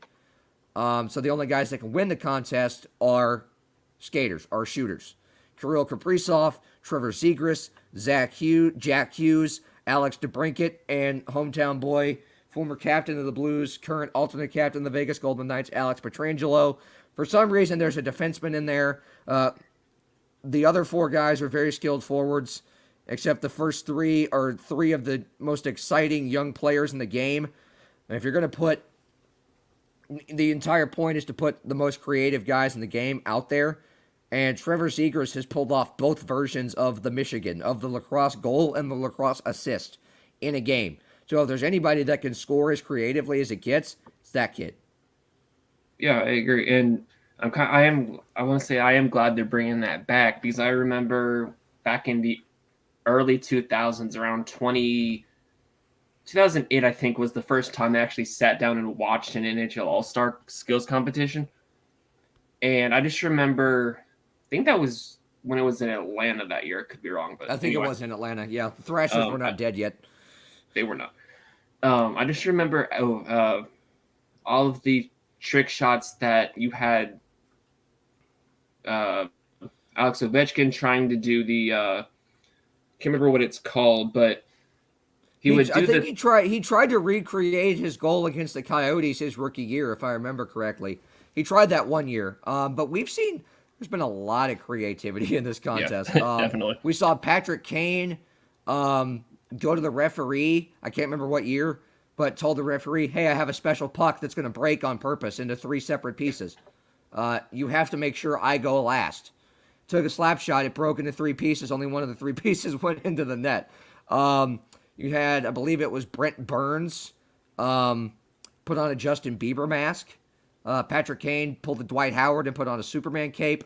It's been a lot of creativity, and the guys have pulled their kids out for, we saw all 5 participants a couple years ago pull a Mighty Ducks and run the flying V on the same goaltender. Yeah, that was something I never thought I'd see, but it's definitely, I mean, the creativity that these players have is just, wow. I mean, and then I think the one I was talking about, Ovechkin, and he tried it pretty much every time he touched the puck, was he would bounce the puck up and down on his stick and then put it up in the air and spin around to try to hit it in. I don't know how many times he tried that. I think he scored. I don't think he scored on that, but still, sitting there as like a 7 or 8 year old, I'm still like, how is this guy doing that? But I mean, I just want to see at some point, like a coach, a hitting coach or a pitcher on a Major League Baseball team trot out there and start soft tossing pucks to somebody, and then they'll start baseball batting it in past the goaltender. Why anyone has not tried that yet is beyond me. I think that's a brilliant idea. But you've got 3 of the best young players in the game, 3 of the most skilled young players in the game, 3 of the most skilled players in the game, regardless of their age. Kirill Kaprizov scores in thrilling ways, which is why his nickname is Kirill the Thrill. Jack Hughes tossed his stick into the stands after scoring a goal in overtime. That almost never happens. You've got three of the most, outgoing, outspoken, exciting players in the game that are never afraid to show it, regardless of what the old guard will say about them. John Tortorella. Let's go to hardest shot now, and then we'll go to fastest skater. We got to move through this quickly here. Hardest shot, how hard you can shoot. Adam Pelech, Timo Meier, Victor Hedman, and for some reason Tom Wilson is in this competition, even though his competition for hardest whatever should be for hardest, attempted murder on Artemi Panarin last year, if the contest is how hard to hit somebody, then yeah, Tom Wilson's in that. Yeah. But nobody beats Victor Hedman in this competition. But of note, there's no Zdeno Chara and there's no Shea Weber in this one, who have gone at it back and forth for years and years now, which is basically the NHL's version of Dominique versus Michael in dunk contest has been Shea Weber versus Zdeno Chara in the hardest shot contest. Both have gone over 106 multiple times. PK Subban's gone up to 104, I believe, a couple times. He's not in it either. The fastest skater competition, probably the most unique.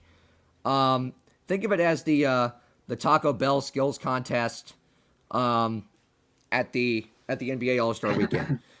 You've got 8 of the guys that have the 8 top speeds, according to NHL Edge statistics.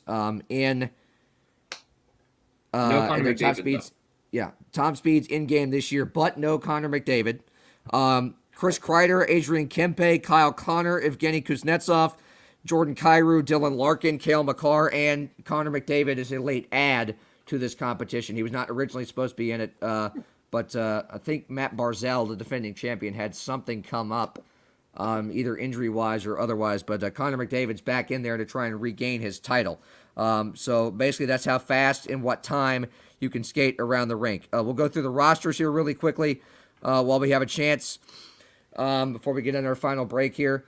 Metropolitan Division, you've got Aho, Claude Giroux, Gensel, Jack Hughes, Kuznetsov, Kreider, Wilson, Pelech, and Werenski. Zach Werenski of the Columbus Blue Jackets. Anderson and Jari are the goaltenders. Atlantic Division, Bergeron, Huberdeau, Larkin, Matthews, Stamkos, Suzuki, Brady Tkachuk, Rasmus Dahlin, Hedman, Campbell, and Vasilevsky.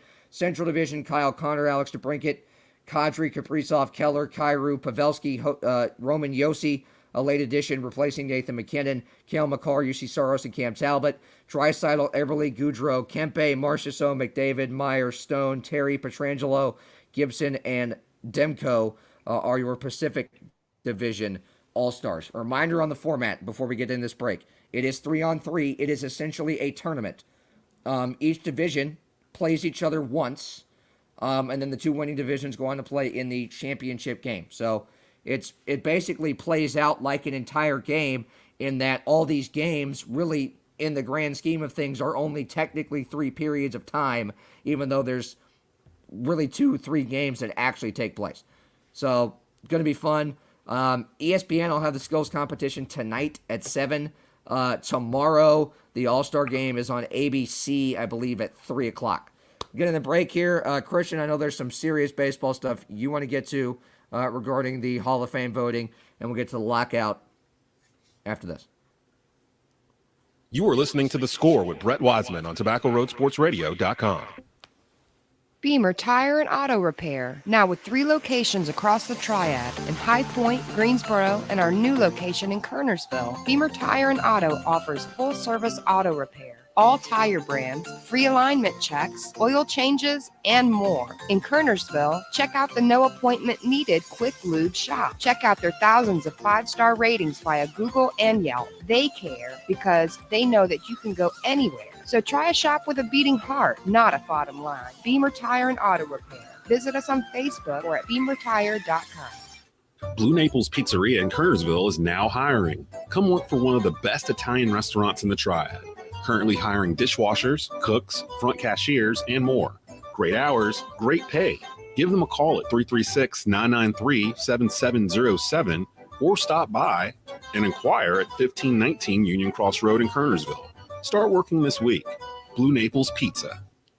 The wait is over. Simply Sonia's Southern Cuisine and Cocktails is now open. 3050 University Parkway inside the Best Western Plus Hotel. Open 7 days a week starting at 11 a.m. daily.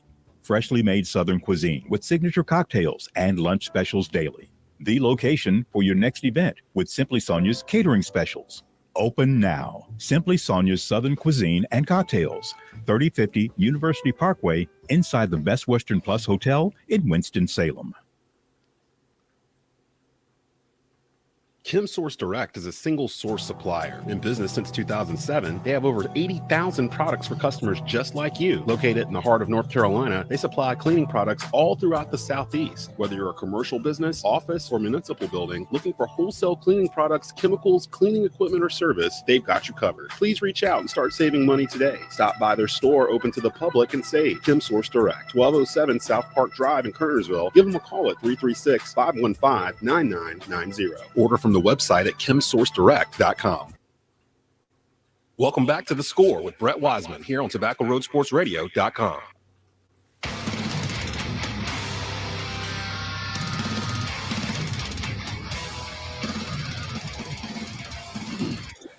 Welcome back to The Score with Brett Wiseman here on Tobacco Road Sports Radio, TobaccoRoadSportsRadio.com. Brett Wiseman joined by Christian Emery as we wrap things up here on this first Friday in the month of February.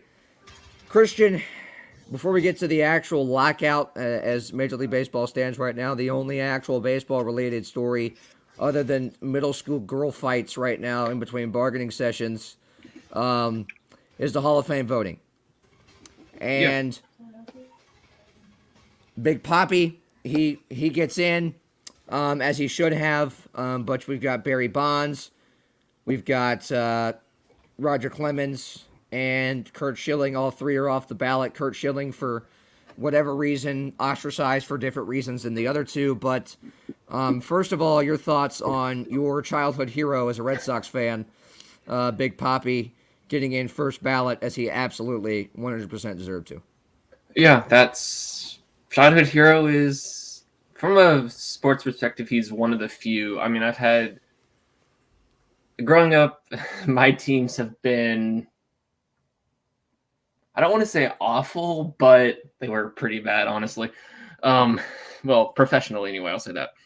And Papi was one of those that every time he came to the plate, I knew he had the potential to either tie the game or something magic could happen. And 99% of the time, or a good portion of the time, more often than not, that's what happened. And I'll never forget sitting there in, let's see, how old was I? It was 04. So I was in 2004. I was in 5th grade, I think. Staying up and watching all of Game 4 against the Yankees in the ALCS, where he hits the walk-off homer, and then he ties the game with the home run. Then he hits a shot to straightaway center field, and I got to stay home from school that day. No.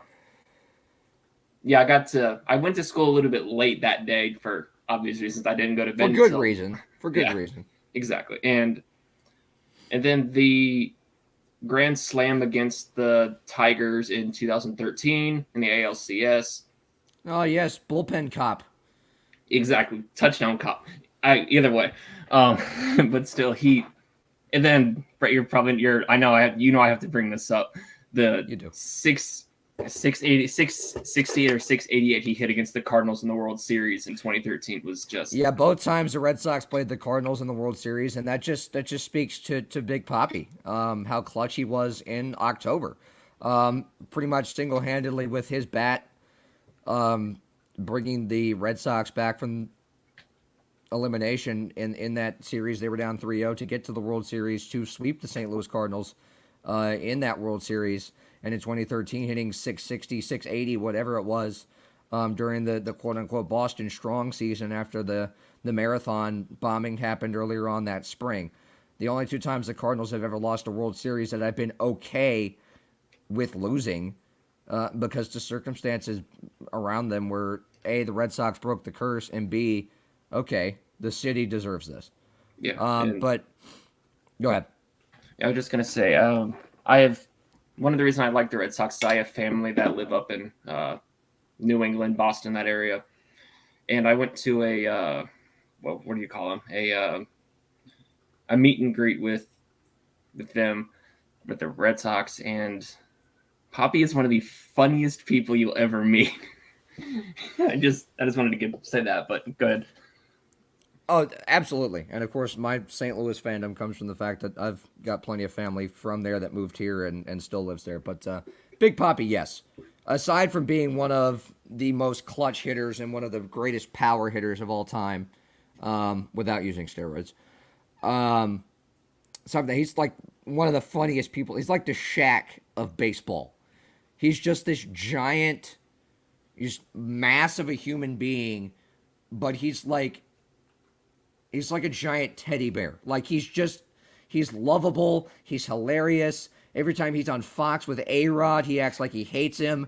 Go back to that This Is Sports Center commercial where he puts on the Yankees hat. Wally, the Red Sox mascot, gets mad at him. He chases him down the hall. Wally, it's not what you think. The one time he imitated John Sterling, the Yankees' famous radio announcer, on Fox, where he said, "The Yankees lose." Somebody sends me that meme once every 3 weeks when the Yankees lose a game. Like they could lose to the Diamondbacks. It'd be meaningless. And somebody's going to text me that meme and be like, yep. Good job.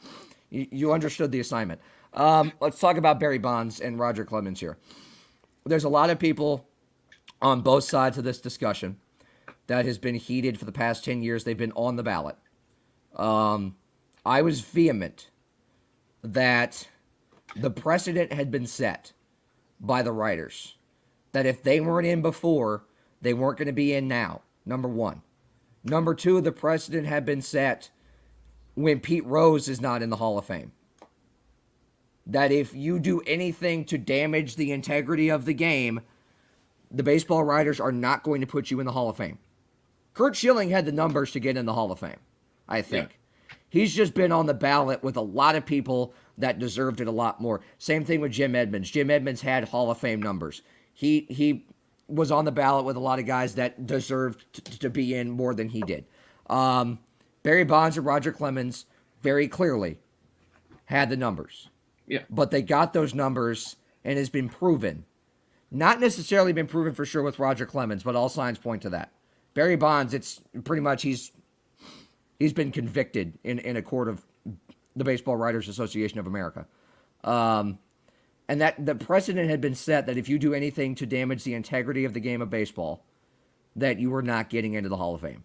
The precedent was set with Pete Rose when he was up on the ballot in the 90s and banned. Well, he was never on the ballot because he was banned for life, but the precedent was set. And other guys have fallen under that spell as well. Rafael Palmeiro, Sammy Sosa, Jason Giambi, anybody that's had association with the Balco thing. We're going to see this come into play with A-Rod in a couple years and his involvement with PEDs, whether there was actually any truth to that or not. But I want to hear what you think. But first, let me say, I knew it wasn't going to happen, and I'm pleased that it didn't.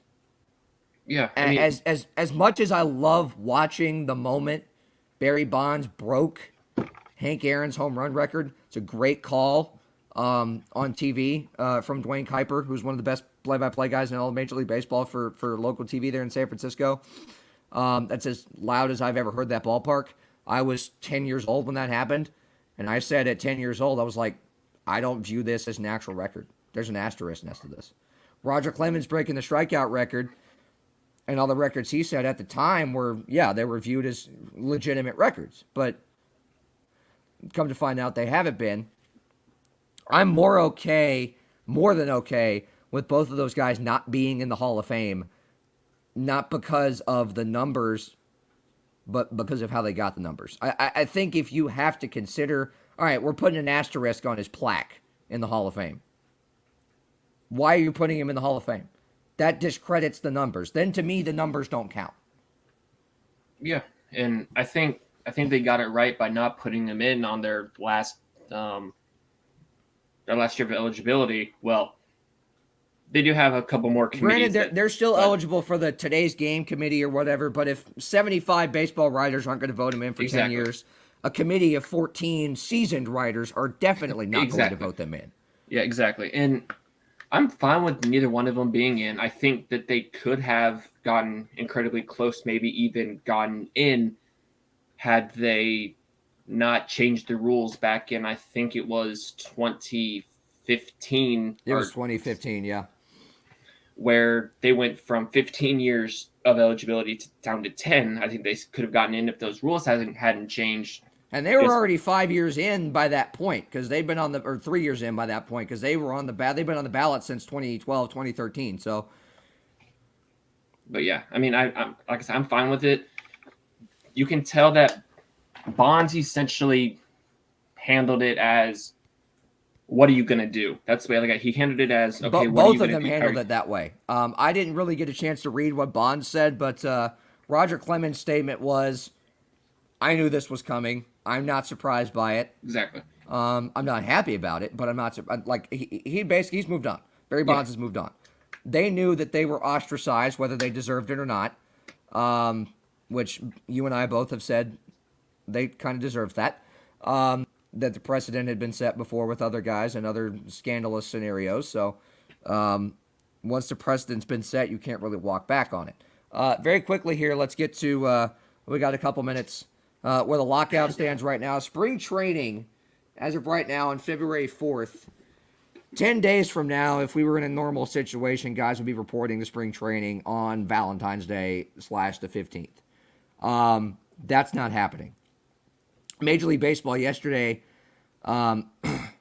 first of all, I don't know why Major League Baseball is frustrated with this, because they didn't initiate talks for 6 weeks before the first time that they sat down in the room together again after the initial lockout. Major League Baseball, frustrated, applied or requested the help of a federal mediator, which has to be agreed on by the Players Union. About 2 hours ago, the Players Union came out with a statement basically saying, you didn't initiate talks for 6 weeks. You said 3 days ago that you were going to present us with a counterproposal, and then 2 days ago, pulled said counterproposal. The day after pulling the counterproposal, you request a federal mediator. You're not adhering to this good faith negotiating bargaining thing, so we're not giving you a federal mediator. We're going to sit down in the room and we're going to work this thing out, whether you like it or not. Yeah, and I think that's probably the best because, yes, I understand that they want to have a third party, neutral, quote-unquote neutral third party involved. Which is in any sports lockout has never worked. Exactly. Period. And I don't know why they're trying it now, but you have the neutral third party, but that person's only going to know so much. So you gotta there's no point in trying that when you know the issues. You have to resolve it. Stop acting like high school kids and just get the deal done. Yeah, this is turning into a middle school girl fight, like who kissed who, or you stole my Hydro Flask or something like that. Yeah, pretty much. Yeah, no, there's no going to the principal right now, which would be the federal government. Sit down in a room and work this thing out. The players want to play, and I always side with the union, and I've said that since the pandemic season negotiations happened. The players want to play. It's the onus is on the owners to get off their butts, suck up their pride, and for Rob Manfred to stop being like Dinkelberg, suck it up, sign the piece of paper. I don't care when it happens, as long as we get baseball and it's as close to a full 162-game season as possible, I'm fine with it. Gotta say goodbye for this afternoon. Christian Embry, thanks so much for coming on. Enjoy the skills competition tonight. It's going to be fun. Everybody, please tune into that because it's going to be insanely fun. Michael Davis, thank you for coming on, sir. Alex Wober, thank you. Steve Wiseman, thank you. And Landon Judy, thank you for coming on to talk Clash tomorrow and Sunday. That will take place in Los Angeles. A lot of good sports coming up this weekend. Stay safe, everybody. We'll see you next week.